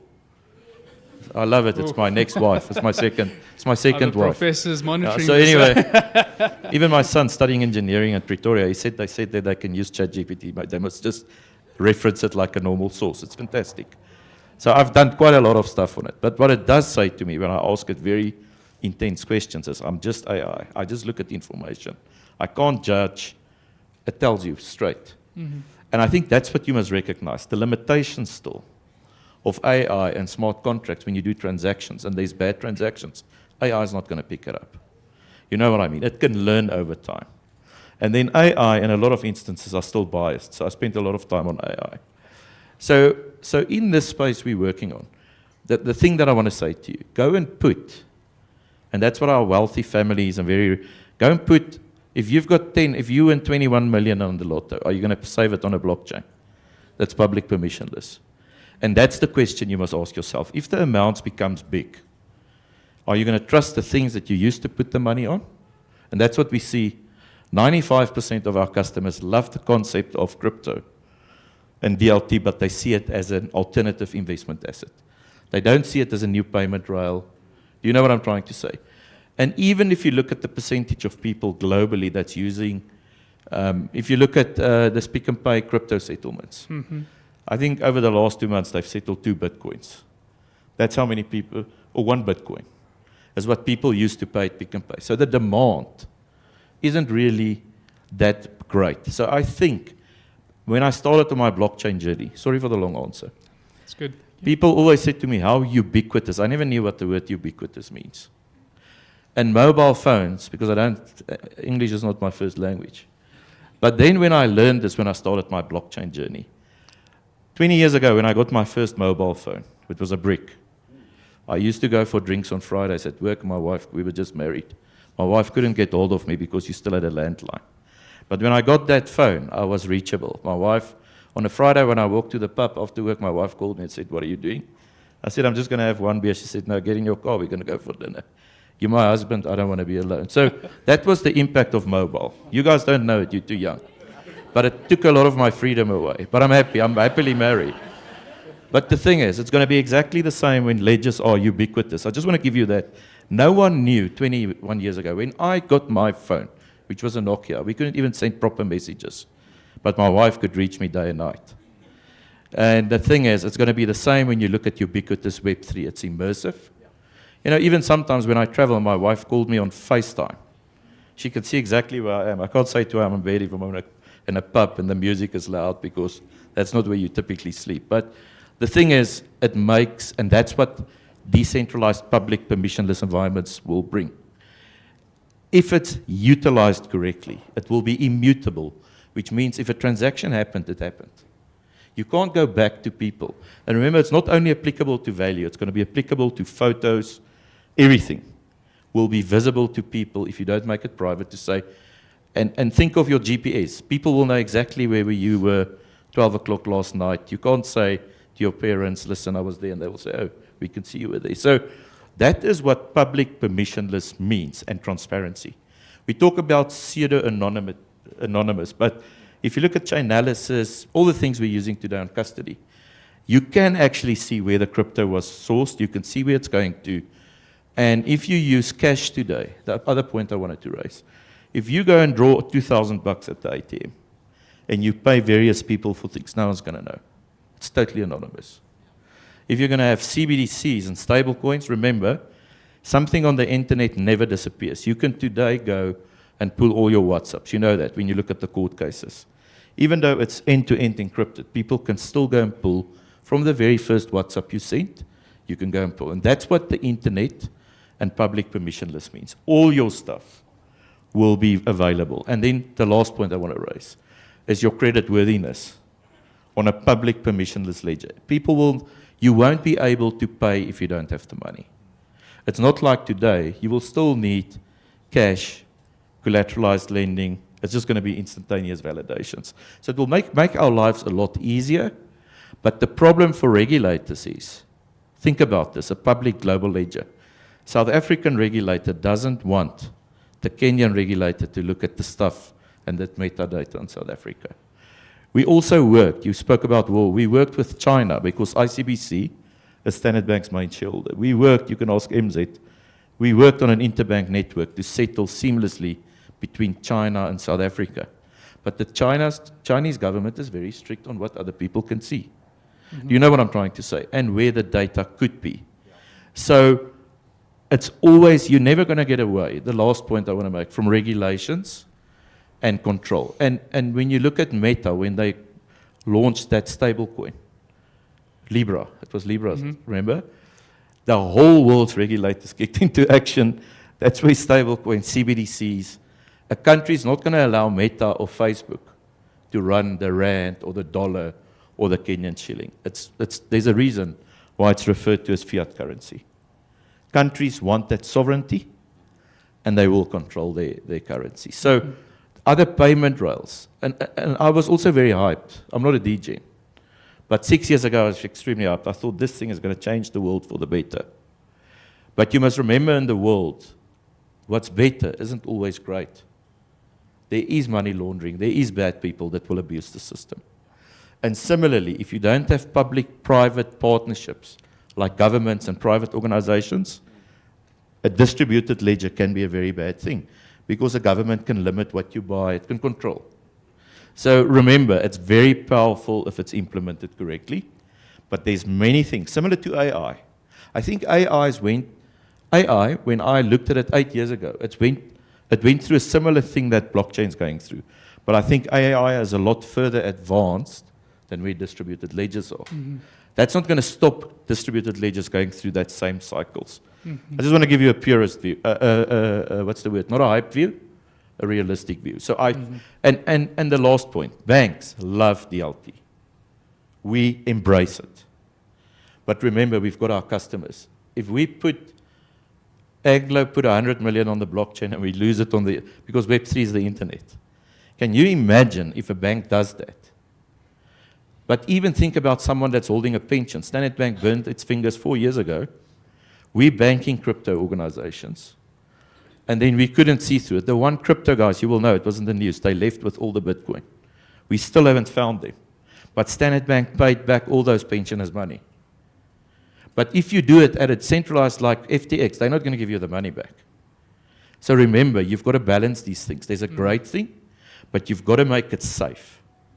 And it sounds counterintuitive to people, but decentralized isn't necessarily safe. So that's the message I wanted to leave. I think that's a very important point. And, I think and this is where probably one of the big conflicts happen right now is that, while Bitcoin whole premise was to move away from regulated entities and governments and have this free currency that anyone can use. And it comes, as Ian mentioned, with a lot of risk, right? So, let's use a practical example for some of the students here. If you today had to do a payment or someone hacked your bank account or stole your PIN number and withdrew all the funds, there's a certain level of insurance, or you can phone your bank up and say, stop this account and, freeze the account and I've lost my credit card, freeze the accounts. In the crypto world or in the public ledger world, if you lose your wallet, your private keys to your wallet that holds 20 million rand worth of cash, it's gone. There's no one to pick up the phone and say, oh, please, can you freeze this account? Or is there some insurance policy that can pay me out? None of that. So with decentralization comes a lot of risk, as Ian mentioned. So I guess it's always a question versus, how much of it do we want centralized? It gives us some level of surety and insurance and someone to phone when there's trouble, versus completely decentralized that comes with its benefits that I don't have to phone anyone, I don't have to get access or ask someone for access or do KYC, I can just do these things. But it's the balance I guess you got to. Akona, touching quickly on decentralized autonomous organizations. Now, those are DAOs. Now, Ian sort of touched on the move to Web3 and these smart contracts. And smart contracts, think of it as a service, a digital service that sits in a cloud that no one really owns. Everyone owns and no one owns at the same time. So it's a smart contract. So let's say you want a loan for a car. You want to buy a car. You go to the smart contract. You say, here's my credit score. The smart contract will evaluate you based on your transactions and give you a loan based on that. Let's take a hypothetical scenario. In that scenario, that smart contract or that DAO service that's doing lending or issuing loans is sitting in a cloud with no one person that actually owns that. So if, for example, that service runs away with all the funds or disappears with all the cash, who do you blame, right? So whilst the concept of decentralized autonomous organizations is very powerful, what are the risks that associate with that, and why are institutional organizations not sort of moving quite aggressively in adopting this DAO or smart contract models? Yeah, thanks, Hamish. Yeah, I'll do kind of run a parallel between the two, the DAO, decentralized autonomous organization, as well as AI or machine learning. Look at what is happening now. Organizations now are and countries actually making the AI-driven robotics, to be part of boards, to be citizens of countries, and so on and so forth. That's so much power, given to this technology. Similarly to decentralized autonomous organization, you're saying that I trust the autonomous, so smart contract, that a decision will be taken based on these triggers, on these conditions being met and so forth. That is the future. However, similarly to Ian's point on entirely trusting AI, ChatGPT, the hallucination of AI, we all have experienced or read about it, but I am of the view that most definitely these are kind of teething challenges that we'll have to go through. We in the tech space, we are not saying we don't focus on the risk of AI being, because I chose actually to be in the forefront of experimenting these technologies, putting people's data on the line and so forth. And, that's a real risk, but we believe that the technology will move on to the next steps. Because we believe in evolution as well, a maturity of technology. So there are risks currently in terms of really similar to hallucination of AI, people's money is being lost. If you're saying, you couple AI and decentralized finance, to say that I want my returns. So AI will be able to just look into where the higher yields are, to invest for you. We know that many financial institutions now have come out, to the fore to say they are using AI, to make those investment decisions. What if something goes wrong? So those are the risks that we need to live with. I rather focus on the potential of the technology, beyond the current risks. Some of us are bold enough to say, let's put our head on the block. But I believe that with time and also continuous deployment of these technologies, we'll be able to see more stable. And I listened to one futurist. Now he sees when we already are in Mars, whatever the case may be, but he sees that AI, as it's hyped right now, is going to be part of our day-to-day living. It will not be the AI that steals jobs, AI that does this, because now there's already talk. I think prof and professors around the table in the room, they're already aware that we as humans were taking back power, because now we're speaking to the fifth industrial revolution, that we're saying that human-computer collaboration. And that is by design. We cannot be led by technology. So these are kind of aspirations that we pursue, and we know that the risks are temporary, but yeah, there are risks, but we are looking into advancing this technology and making them to be part of our day-to-day lives. Thank you. Wonderful. Thank you very much. So we got 2 minutes left. So maybe in conclusion, maybe, we spoke about maybe some of the key ecosystem challenges that we have in seeing mainstream adoption of digital assets and cryptocurrencies and blockchain technology. And we spoke a little bit about, firstly, proving the value and finding the right business case, right, to unlock the value. There's no point taking an existing business and replicating that just by changing the technology. You fundamentally got to find a value proposition that goes far beyond what the current service offerings are today. We spoke a bit about education and making sure that people are well educated in terms of the technology, how it works within your organizations, in order to ensure adoption. Ian touched around partnerships and starting small with POCs, getting people comfortable with the technology. If you don't have the skills in-house in your organizations, partner with young startup companies that have a wealth of experience over the last couple of years. And lastly, we spoke about a little bit about regulations and making, helping foster good regulatory frameworks in order for us to give us the framework in which large organizations can operate within, and making sure that we are, have well-sounded models. I mean, we've all heard about the horror stories of FTX and all these other global crypto exchanges in the absence of regulation have, stolen client funds and done a whole bunch of stuff. And those weren't the technology problems, but more centralized organization problems that caused all of that hype. So I guess maybe Ian and Akoko, maybe in 2 or 3 words or maybe sentences, for the young graduates and academics in the room today that are entering the workforce, what would be your sort of 1 or 2 recommendations in terms of how they would get involved in this industry if they're keen on pursuing it further? Yes, in my view is... My 3 sentences are gone. So the thing is, it's a fantastic technology. You must... What we're looking at, the point you raised earlier, what's really going to make this grow faster is the youth and that energy to fully understand the technology, see what the use cases are. And the one thing that you don't have that makes it you better in this than us is I've been in Standard Bank for 27 years, so I've got lots of biases. But to your earlier point, I just want to keep with that one. We will fix a problem in a very logical way. We know what we're doing today, so we'll use all those touch points.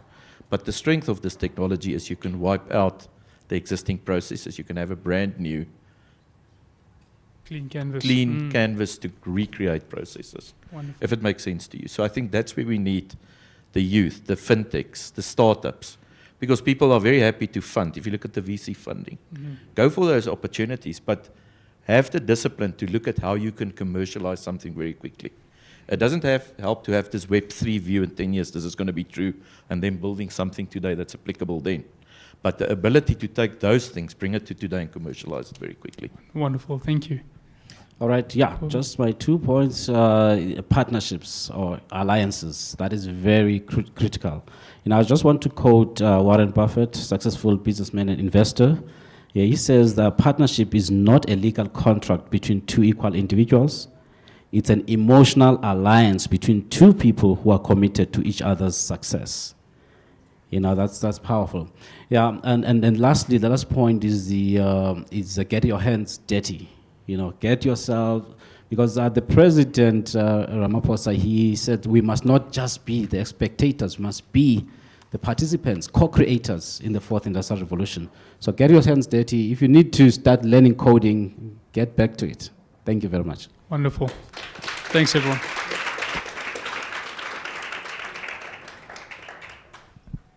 Cool. Just got a few minutes for questions. Any questions?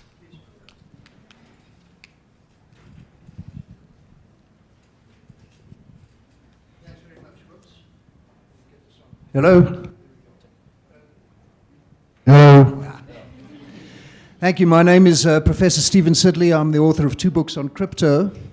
And I wanted to make 2 comments. The first with respect to a couple of things that Ian said. Ian, you referenced the Boston Consulting Group report. So I'm busy with research for a 3rd book on real-world assets, and there are 2 reports that have dropped in the last 30 days. One is from Galaxy and the other one's from 21.co. And those walls of slow growth have crumbled. So I happen to have, coincidentally, right in front of me, the figures here of how fast we've grown since January 2023. In terms of tokenized assets, treasuries and bonds, 495%. Real estate, 101%. Private credit, 84%. Equities, 1,069%. So that exponential parabolic growth, which we haven't seen yet, has suddenly started to happen. As more evidence of that, I did some research on which global banks are now not in pilot, but fully in production on blockchain initiatives. And I can't read through this list because I only have a few seconds because you're out of time. JP Morgan, Citigroup, Goldman Sachs, Morgan Stanley, Wells Fargo, Bank of America, Mitsubishi. Yeah, I just wanted to say there's a point to that is every single global bank is doing something. And the reason that they're doing something, when you talked about what's the 10x product increase, is T+0. That's the reason that they're doing it. The fees, the intermediary, it's T+0, which is the advantage. T+0, but we spoke to all those banks, JP Morgan specifically. We spoke, that's what we did, the global road trip. Those figures are confusing in a way. It's not really, if you think from 1 rand to 100 rand, that's 100%. So the size of these, even the JPM Morgan collateral transaction just has happened. It's not really decentralized between 2 banks. Yeah. And the biggest thing that's actually happening is all those things that you see for the banks done on private blockchains. Yeah, oh, no. So the thing is, when you think about a private blockchain, I don't want to kill your hype, but it is a hype. Yeah. Because none of those things are ubiquitous. We spoke to there's a micro, what did they use the word, all the big banks when we spoke to them? It's micro, what's the smallest growth thing that you can create? It's like a micro, I forgot the word, but it's extremely small. But what I do support, the point is we're working with all of them. Things will become more ubiquitous and it is going to grow. But that 495%, the size of that bond to the global bond market is totally insignificant. The other point that I want to raise to you, I'm also like you, I said it constantly, bank. JP Morgan did this, I went to Signum Bank. All the banks have done these things, but it's still microcosms. It's extremely small. And the thing is, the uptake from other banks, it's a once-off. Do you know what I mean? They can do it very efficiently now. But your biggest underlying problem for banks, if we want to take African credit to the rest of the world, because you talk about ecosystem growth. I could talk to you about this for hours, we must maybe meet for a beer. But the problem is that you're not going to grow those things. You've built it on ecosystems that's not public permissioned. What I spoke about earlier, you want to create an ecosystem that's interoperable. One of the biggest problems today is interoperability. And then the nature of the chains that these things have built on, you know what I mean? It's still Hyperledger Bezu, it's JP Morgan's own private chain. JP Morgan said to us they would never follow the journey they did up to today, where they built that micro. I'll talk to you about a private permission blockchain. You're basically building a thing without nodes, the consensus mechanisms, so that you can't just quote those things out of context. You've got to understand what the building blocks are. So it is growing. Everybody's keen, but we need to hit the next level. Those things are not going to grow. All those use cases that you mentioned is not going to grow exponentially. Cool. Okay. Thank you. I think there was one more. Do we have time for one more? No. Okay, can do I one think more. there was one more. I think this gentleman over here. Yeah.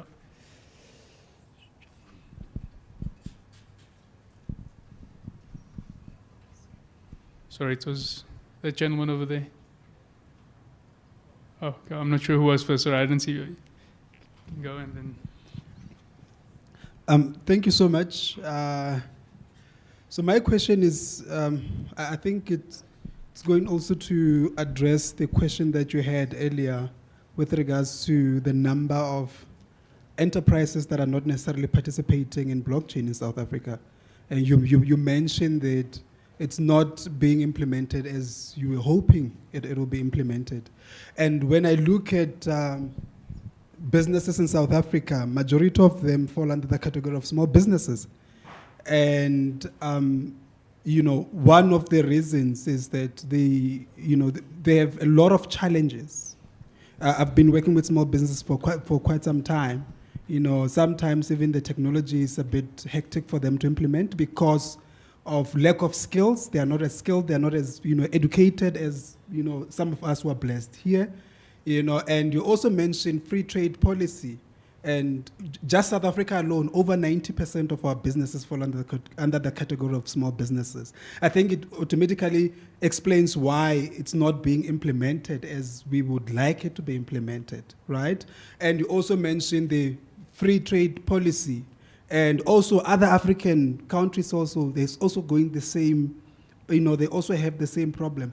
So maybe my question then is, how can we better position our small businesses to also participate, in these technologies, because they also have, some of the problems that needs to be addressed by blockchain and other technologies such as AI, your big data and stuff like that. So maybe it's just for the panel. Yeah.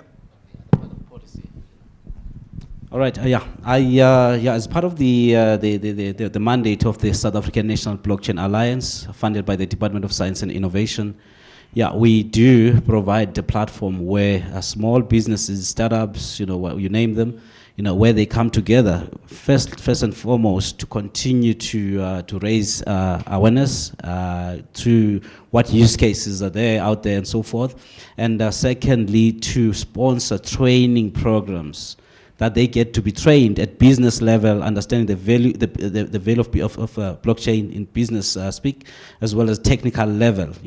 We've sponsored training in Ethereum, Dev, and so forth.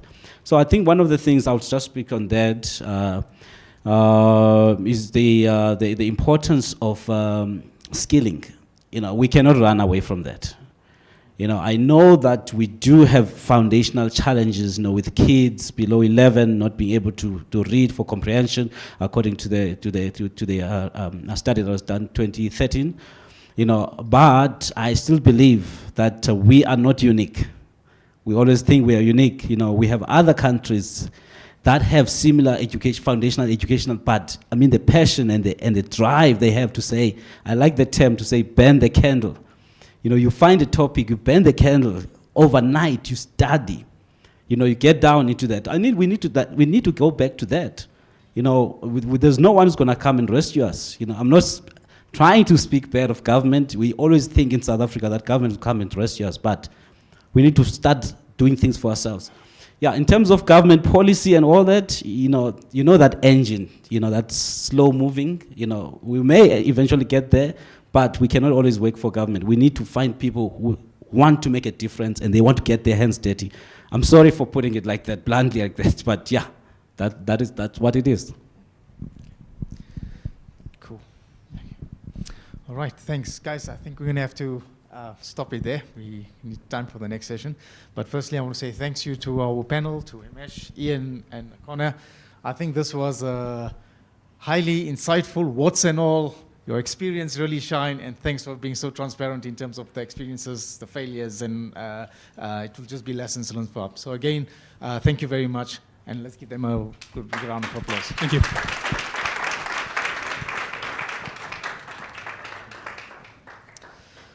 All right, moving on to our next session. Okay, it's also under the theme of reality, but slightly different. This is the real world impact and blockchain in Africa and in African businesses.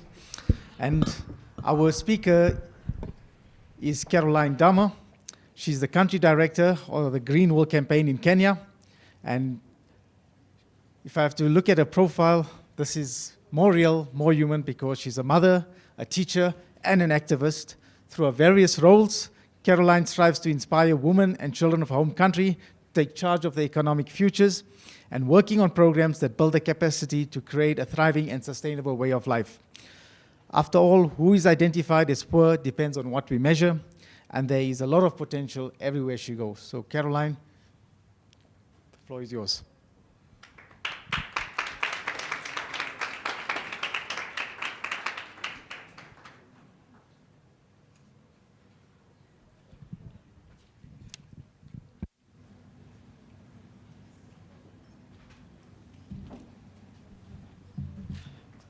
need help with the slides. I think I'm seeing Anushka's on the slide. My slide is not here. The one you kept yours. It's okay.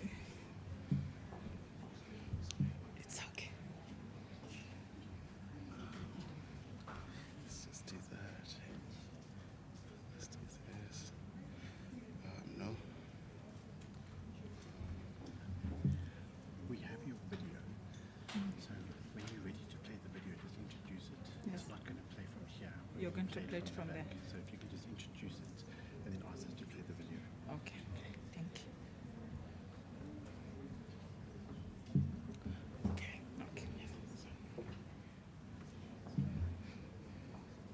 Okay, good afternoon.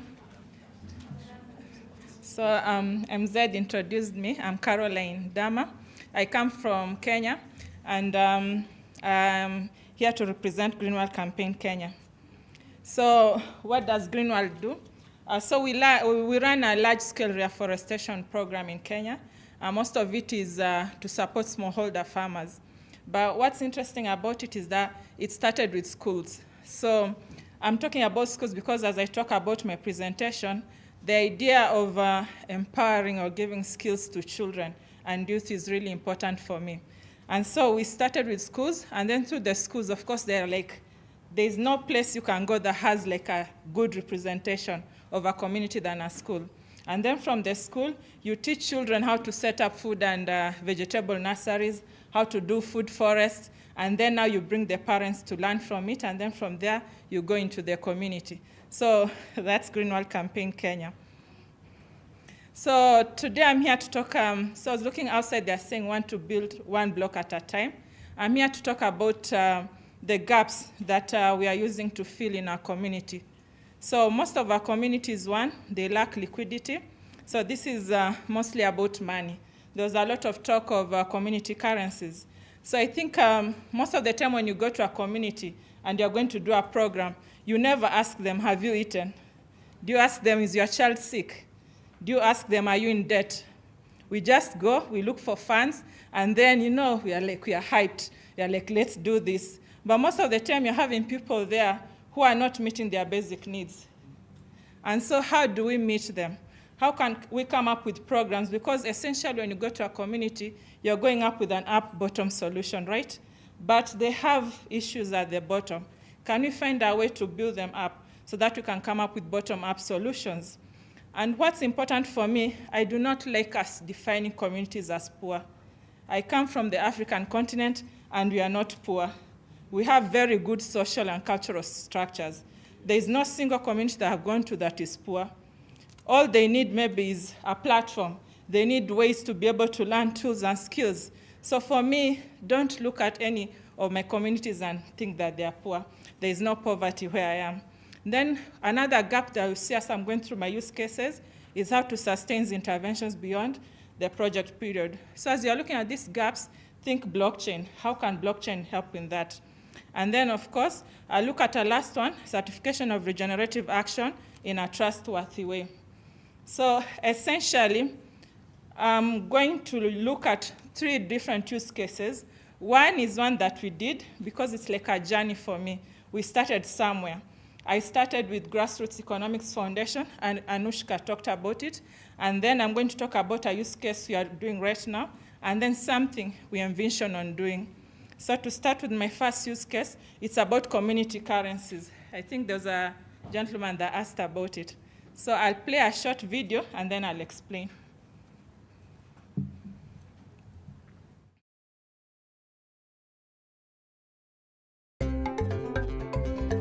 In Kenya, 70% of the population lives in shanty towns. The shanty town of Bangladesh spreads around the outskirts of Mombasa. Although people there are poor, they have set up numerous micro-companies. One of the major obstacles to this dynamism is the frequent lack of liquidity. Access to the official currency is often difficult and uncertain in the shanty towns. Yet this informal economy has become a real vector of development. The NGO Kuru Kenya has therefore decided to unlock its potential. It has developed an alternative currency, the Bangla Pesa. The currency comes in the form of paper coupons, destined for the local economy. The Bangla Pesa is not convertible, so it is not solely a complementary currency. Its aim is to increase the number of commercial exchanges of goods and services. The Bangla Pesa has a critical advantage. When official money is lacking, transactions can continue. The local currency makes new clients solvable, and therefore all surplus stocks can be sold. The Bangla Pesa also enables people to put away the national currency for savings and investments. This mutual credit system has successfully federated over 200 Bangladesh companies. Shantytowns the world over could take inspiration from it with a view to improving people's living conditions. Okay, so thank you. So this was the start of my journey.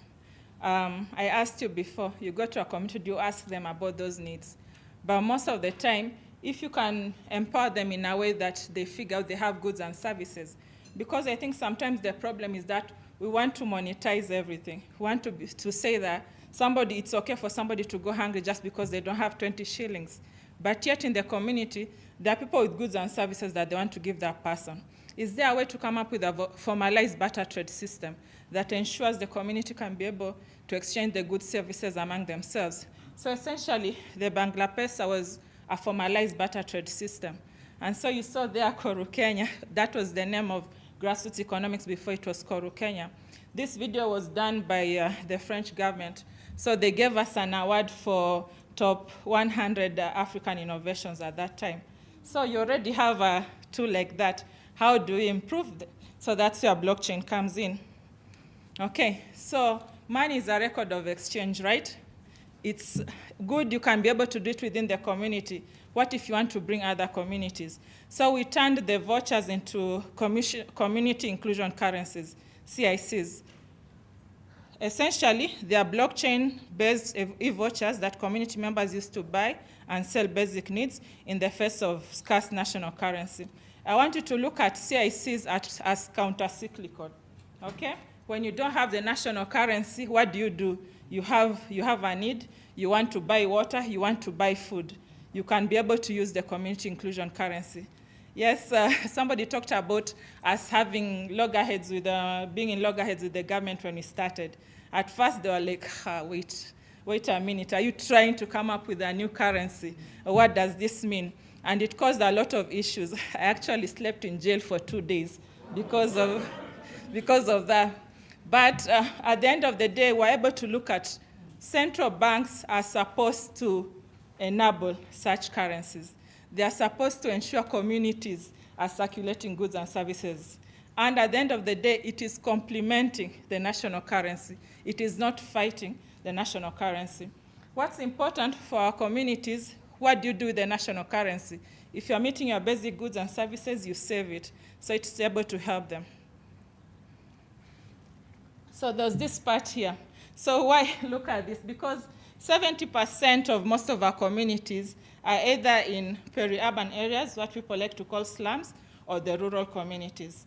And most of them don't have jobs. Most of them are farmers. So if you can be able to come up with tools like this, it really helps. And so for us, blockchain technology was a way to bring trust into the system. There's a talk about most of these are not centralized, so you don't have like a central body, yes, to be able to regulate. What if you could use blockchain as a central body, come up with a dashboard, and the community can be able to see the transactions? What's important is community accessing the data in a trustworthy way. Essentially, you're trying to say that once the data is there, nobody will interfere with it. Nobody can go in and change it.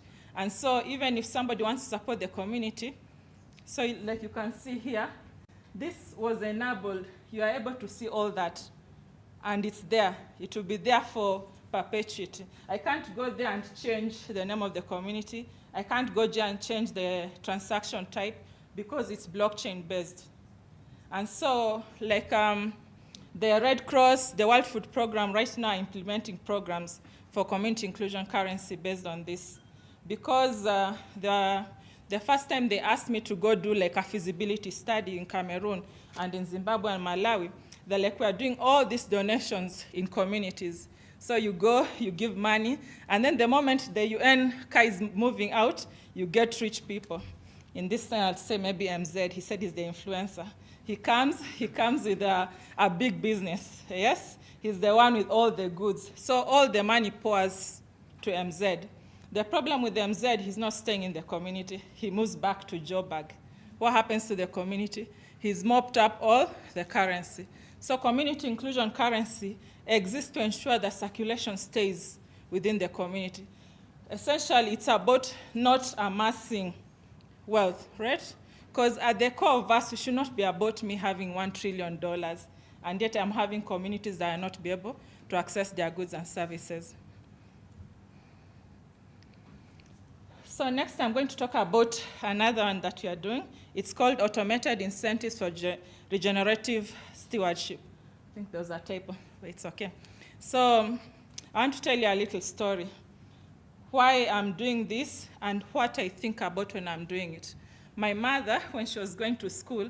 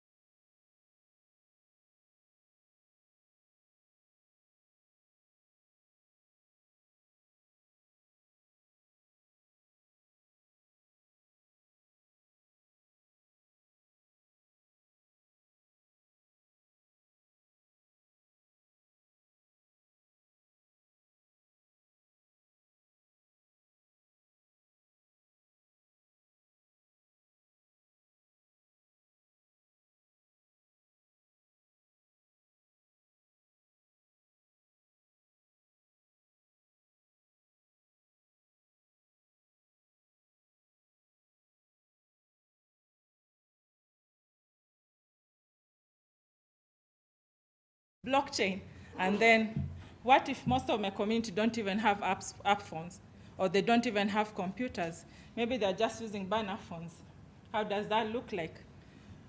So for us, the automotive incentives for regenerative stewardships, they are like a fintech. It's meant to enhance regenerative practices in Kenya. So it introduces financial mechanisms that can channel both public and private funding. The most important thing I like about blockchain is trust. You want to be able to say, I have given funding to this particular community and it has not left the community. You want to trust the process. You want to say that these trees were planted and they are where they are. You can be able to use blockchain for that. So the building components of S is one. It has advanced remote sensing, on-ground observation, blockchain ledgers, and smart contracts. Anushka talked about smart contracts. Essentially, what we are telling the system is, if you see particular conditions, dispense some vouchers to the community. What conditions can those be? If, for instance, community holds 10 meetings, communities plant 100,000 biodiverse trees, communities restore their soils, communities build maybe 100 schools, then the system will automatically look at those conditions and then automatically dispense some tokens. And then at the end of it, you can decide I'll support the community based on how you want. What's important for me is don't monetize the support. You can support it the way you want. So there are also digital assets. So at the end of it, they receive vouchers, yes? They can be vouchers or tokens, and then you can interact with them. And remember, we are trying to remove the person from here to bring trust. Because likely if you tell me, Caroline, go support a community, I'll be like, by the way, I like Anushka, so I can mess with the system. But this is all automatic. We are not messing with it. Blockchain is doing it, and you're also incorporating some other cool tools I'll talk about later. And then what's important, community engagement and management. The community is collecting the data. They have to understand the why. Yes? You have to be able to tell them, this is where I'm going. What do you feel about it? And then financing communities and their initiatives. So at the end of it, the incentives are financing. And then, of course, you have to talk about data, yes? How is it collected? Is there informed consent? How is it stored? How are communities interacting with the data? So for instance here, let's say you're taking a satellite photo, yes? So that's like something we call a shapefile. You're showing before and after. So you use remote sensing, satellite imagery, it takes the photo. But on the ground, she's called Amina. She's doing her farm work, yes? There are other things that are taking place. She's maybe planted, through Amina's group, we've been able to plant like almost 300,000 trees in their community. But that's coming from me. Can you trust? Or will you say she came out there to South Africa, tell us about 300,000 trees? So you can go to the system, and the system can show you each of the tree and at what moment it was planted. And once I put the photo there, I can't go manipulate it. The system will be able to see photos of soil tests. So I'm not just saying Amina is planting trees. I'm not saying Amina is harvesting vegetables. There are some things taking place, yes? The soil is changing. There is soil health. There's increase in carbon. There's increase in biodiversity. So I put all that in the system. And so all you have to do, then at the end, the system is able to say, I have seen all these parameters or all these indicators. I'm dispensing vouchers automatically. So, and all this is put on the blockchain, right? So it's just going. And so, yes, people worry about, are you taking jobs away from people? No. The community is doing most of the data collection. But what's important, I am telling the world, you can trust the efforts of this community. And how are you trusting it? Because they're using blockchain technology. So to put it in context, that's what S is doing and how blockchain is playing a part. So tamper-proof data storage, smart contracts, transparency, secure peer-to-peer transactions, data privacy, and control. So I'll talk about S impact. You're wondering why you are seeing some people there, and I'm talking about impact. For me, the most important impact is involving the youth. When I set out to do S, I am not exactly a techie. Like Anushka, I read most of it. But I went and told them, I have this really new cool thing I want to do. I want to be able for people to trust a process, and I want at the end of it a voucher to come out. And I want you to figure it out. And then they're like, so you know how techies are, like most of the time they're on their laptops, and then they are not very social. So they listen to me and they say, give me 8 hours. I give them 8 hours. You just need 8 hours? No, and pizza and soda. So I took them for a meeting, bought lots and lots of pizza on that day, lots of soda, and at the end of it, I got Ace. And what's cool about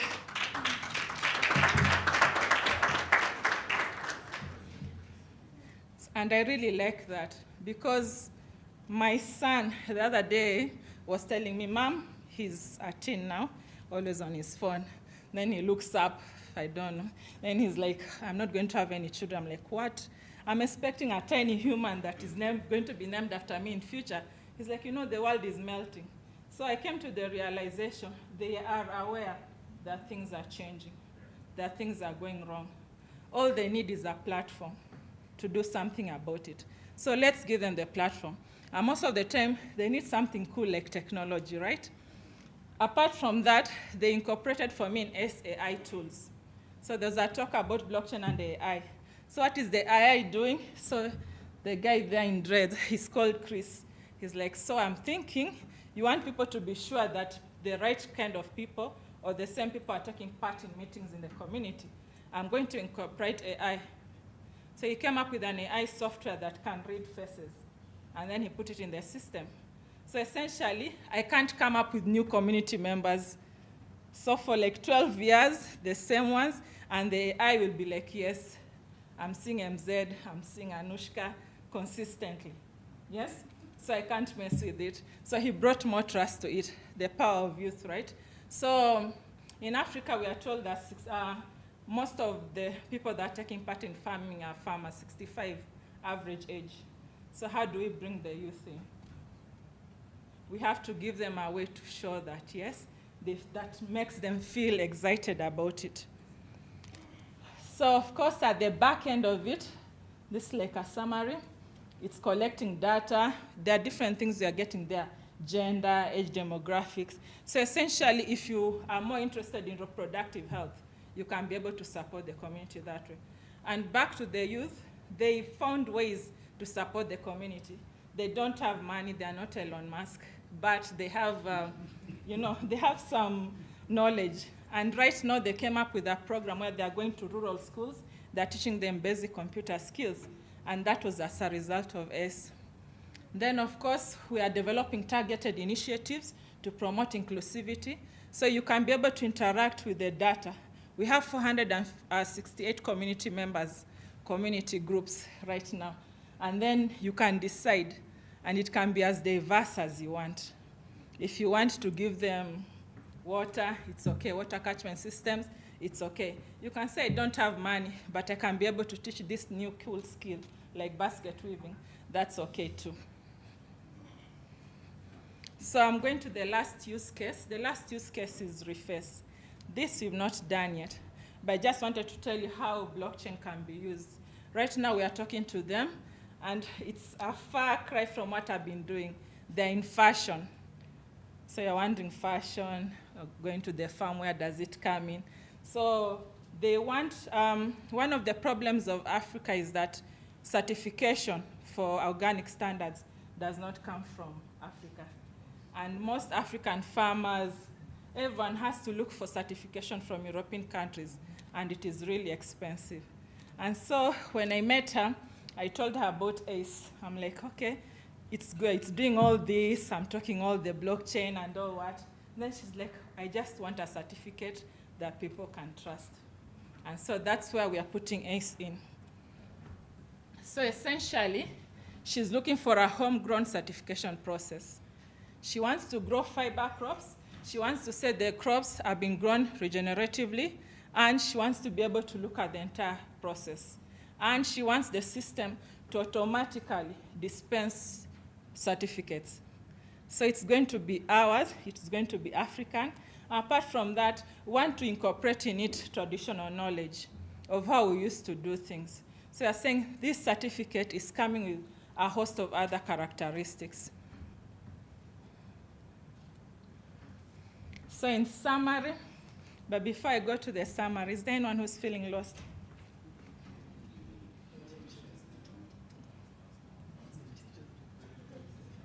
You're murmuring. You're supposed to say, I'm feeling lost. No, I'm not feeling lost. Okay. So in summary, we've used that 3 use cases, yes? And so what is blockchain doing? It builds trust among stakeholders. Blockchain, with all its characteristics, at the core of it is about trusting the process. So if you're having people that are like, if I give money, will it go to the right stakeholders? You can be able to use blockchain. Then it strategically distributes funds, taking into account the specific needs of the community. Every community is unique. Some are farming, some are growing fiber crops, some are just doing training, others are in water catchment systems, some are techies, like Chris. So you can be able to do different things with the community. It also monitors progress. So I talked about AI tools. I talked about ground truthing, right? Soil test. I talked about remote sensing. So you can use a host of different technologies and then put them together. So we have like a dashboard. And everything we put there, you don't change. It's going to stay there forever and ever and ever, unless the world melts, like my son says. And then we also monitor progress, adherence to regenerative practices using a blend of technology and manual oversight. At the core of it, they say the soft part of technology is the downside, and that's people. You can come up with a good tool. If people don't understand it, if the community don't understand it, it will be like the shoe story. It will just stay there. And then, of course, distribute tokens based on a set criteria, ensuring fair rewards. We want fairness. Blockchain is giving fairness to us, because you can't go and say, I really like this community. The system decides that it likes the community. and the system does not feel. The system just looks at indicators. And then allows community members to exchange their earned tokens for benefits, goods, services. They can also do peer-to-peer. Interesting thing about our dashboard, we're also encouraging peer-to-peer community support. So communities can say, we've learned this cool new skill, would like to go to the neighboring community and support them. So they're able to do that. So you didn't ask me questions earlier, so I've finished.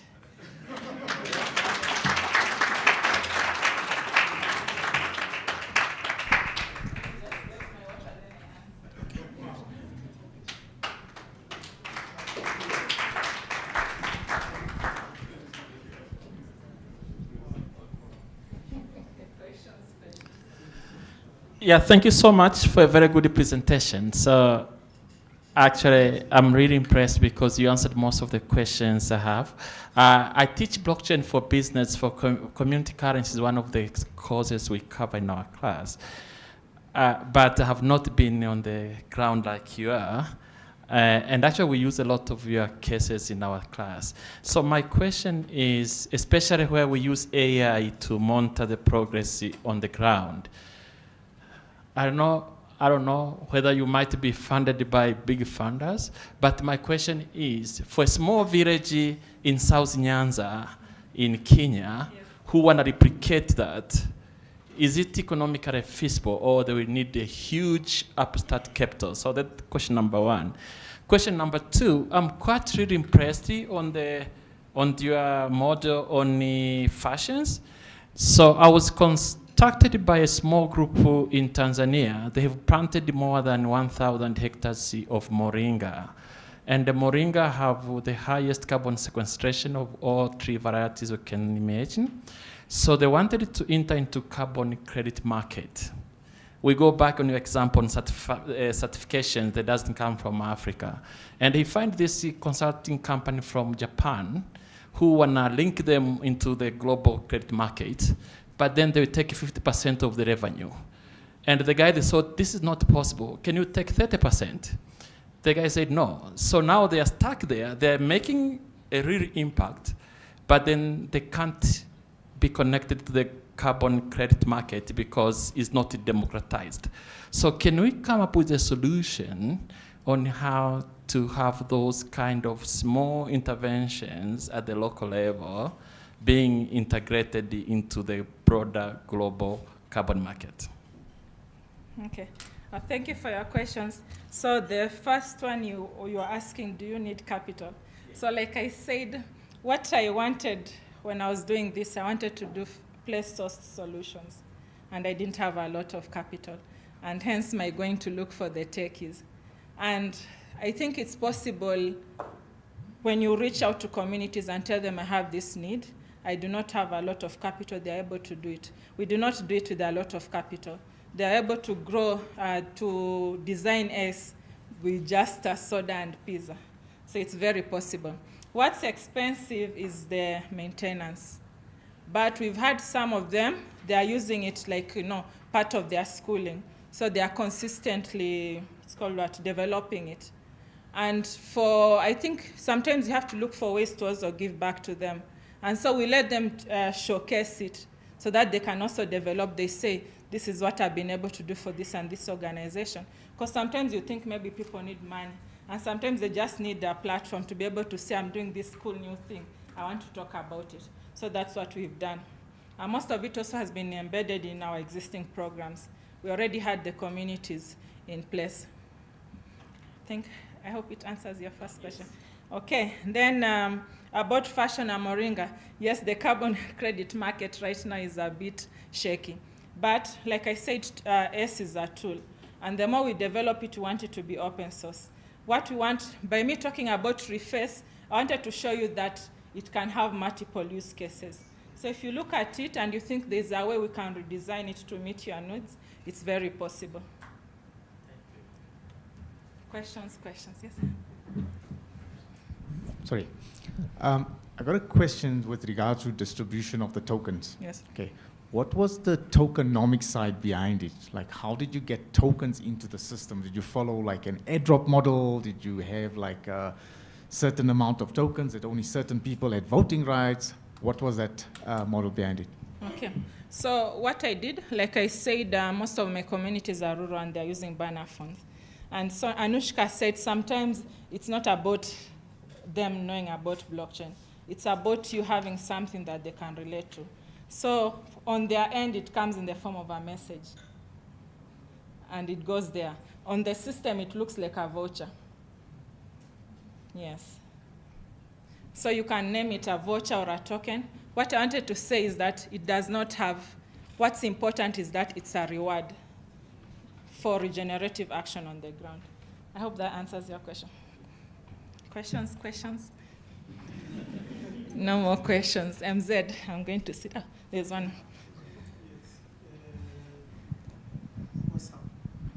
Awesome. Thank you very much. This has been very inspiring. It has brought into my mind the issue we are facing of unemployment. I think we can take a lot from what you have done, bring it to our youths, and solve the problem of unemployment. The first thing is we are not poor. We are not poor. What I got there is we are not poor. With what we have, we can be great people. And we can tokenize our environments, entrepreneurship, make a living, and become as rich as Elon Musk, but in our own way. That is what I have learned a lot. That is what I really, really appreciate. One of my questions, this is one question that I have, that I'm facing. I've been working with ladies, women. I'm running a group called Women in Move Solutions since 2018 on Ethereum. Now we are on Cardano. One of the biggest challenges that I have seen is language. The moment in our WhatsApp group we started using local languages, people began to understand, began to appreciate. But I don't know on your case, did you not come across language as a barrier? Probably Kenya, English is very, because our authors are coming from Kenya. It's a different country. But here, if a lot of things are brought in English to a lot of our community members, they are lost completely. I don't know that how you can share that in terms of language as a barrier. What I ended up doing on the website we have for WIMS, I ended up putting that Google interpreter to say, you post in your own language, Venda, Zulu, Xhosa, whatever. Then it translates for you, copy, then post on WhatsApp. Whoever wants to answer to you, I am in Afrikaans, I copy it, I put it there, it conveys to me. We have a language barrier. I don't know in your case how you are dealing with that. Okay. Especially, if you have been also in South Africa, we have about 11 to 12 languages. How would we deal about that? Thank you. Okay. Well, thank you for your question. So in Kenya, we have 43 languages. And I think we have a unifying language. We have like the national language, which is English, and we have also another national language, which is, so we have English and Kiswahili. So it makes it easy. As much as you'll find some of the community members talking their local language, you can be able to do that. But to your point, so this is me talking in English, but when I go to the community, I'm cognizant of the fact that they cannot converse in English. I'm cognizant of the fact that they do not know what blockchain technology is. So what we've done, we have found ways to make sure we have content that is based on who they are and what they can understand. And sometimes we really like writing and making sure things are in words, but there are many ways to communicate, right? If you are going to the toilet, it does not say man, woman. It just shows, yes, pictures. So for us, we're also doing a lot of imagery. So I'm not able to show my dashboard here, but it is so much images. because we are cognizant of the fact that the community that's going to be the end user might not be able to read. So they have to be able to do that. When you talk about, you also talk about people with disabilities. Like the tech, people are asking me, what about the visually impaired? And that's where they're also looking for tools so that it can be able to talk. So like if you go in there, it can be able to tell you your community has done that. And then of course, the communities themselves meet. They have their minutes in their own content. If they want to do voiceovers, it's okay. So what I want to do, I want to make sure we do not create tools that end up alienating the community. We want to create tools that say, we will meet you as you are, and it's okay. And the fact that you don't speak English, you can't write, is neither here or there. What's important is that you are doing something, and we are okay with that. If I have something that I can be able to do, and I can be able to draw it down, it's okay.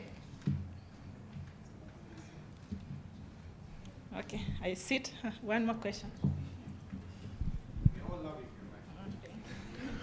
Okay, just to add on, afternoon everyone, my name is Ibrahim. Just to add on to the language issue, blockchain is it's a global tool. There's a thin line between accommodating our local languages and preventing the world from globalizing, because we can't talk about globalization if we are localizing whatever we are creating. Because if you operate in your own context in Kenya, and then in South Africa we also operate in our own context and also use our own languages, how can we then make the connection? So I think what blockchain, I would wish what blockchain would bring is also a universal language of communication, I guess. Not a new language per se, but a means of communication which is understandable to everyone around the world. That's one thing which will make it grow, I guess, because if what you understand in your context is the same thing as what I understand in my context, then we can easily interact and grow the technology. Yeah, so that was just my input. Okay, thank you, Ibrahim. Thank you for saying that. It's important to know that, yes, and I like you talking about universal language. There's a story, I'm not sure if it's true.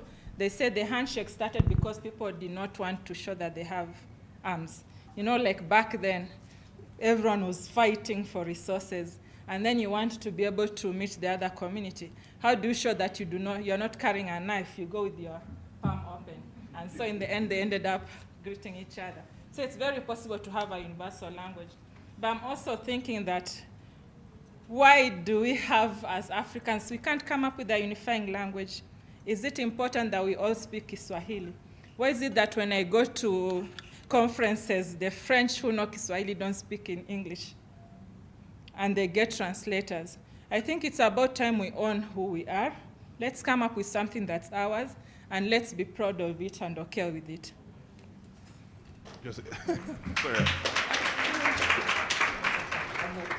Please, just one question, sorry. I like the point that you made about we not being poor, right? Yes. Yeah, because oftentimes some of these metrics that is used to define poverty is foreign imposed, right? Those that survive on less than $1 a day, for instance. In some places, you don't need to, in extreme cases, you don't necessarily need $1 to survive, for instance. So, but I wanted to just also ask, in terms of metrics of your program, for instance, the community currency, for instance, how many, do you have the metrics in terms of number of families impacted, in terms of their socioeconomic status? Do you have unique indicators to measure the impact of the program from a socioeconomic perspective? I would like you to just ventilate that a bit, because that will help us, other nations that perhaps want to deploy it, to be able to assess the effectiveness or the efficiency of your program and then contextualize the indicators to various regions. Yes. Thank you for that. So in terms of metrics, so like I said, who is defined poor depends on outside. But like for us, we ask the community. If you ask the community who is who do you think is well off? They'll tell you the one who is eating fish maybe every day. So they're like, we have those surveys whereby then over time you're able to see changes. Apart from that, maybe it's access to water. So we have different, and then in terms of reach, okay, our communities are in ASAL areas, arid and semi-arid lands. And most of them are what people consider rural communities. And they're also, we are having a reach of 30,000 households right now, because I'm working in 3 counties. And so you never talk about the back end, that the process that brings us here. But like, we had to do a lot of that. And some communities are there. Maybe they are starting to receive the SMS in form of vouchers. Others are not yet there, because you also have to do like the voucher system and explain to them why they have to take particular data. So, of course, in every community, you'll find youth that have smartphones. And for those, you can be able to deploy the online tools. Like, I don't know if you've heard of Kobo Collect, and they survey 1, 2, 3 for ArcGIS. So it's able to geotag. So, but look at them holistically, like there are so many indicators. Because for us, indicators are thriving food systems. And maybe the family being able to eat 3 square meals a day. But then one time the community told us, maybe it's because you compare us to you. Yes?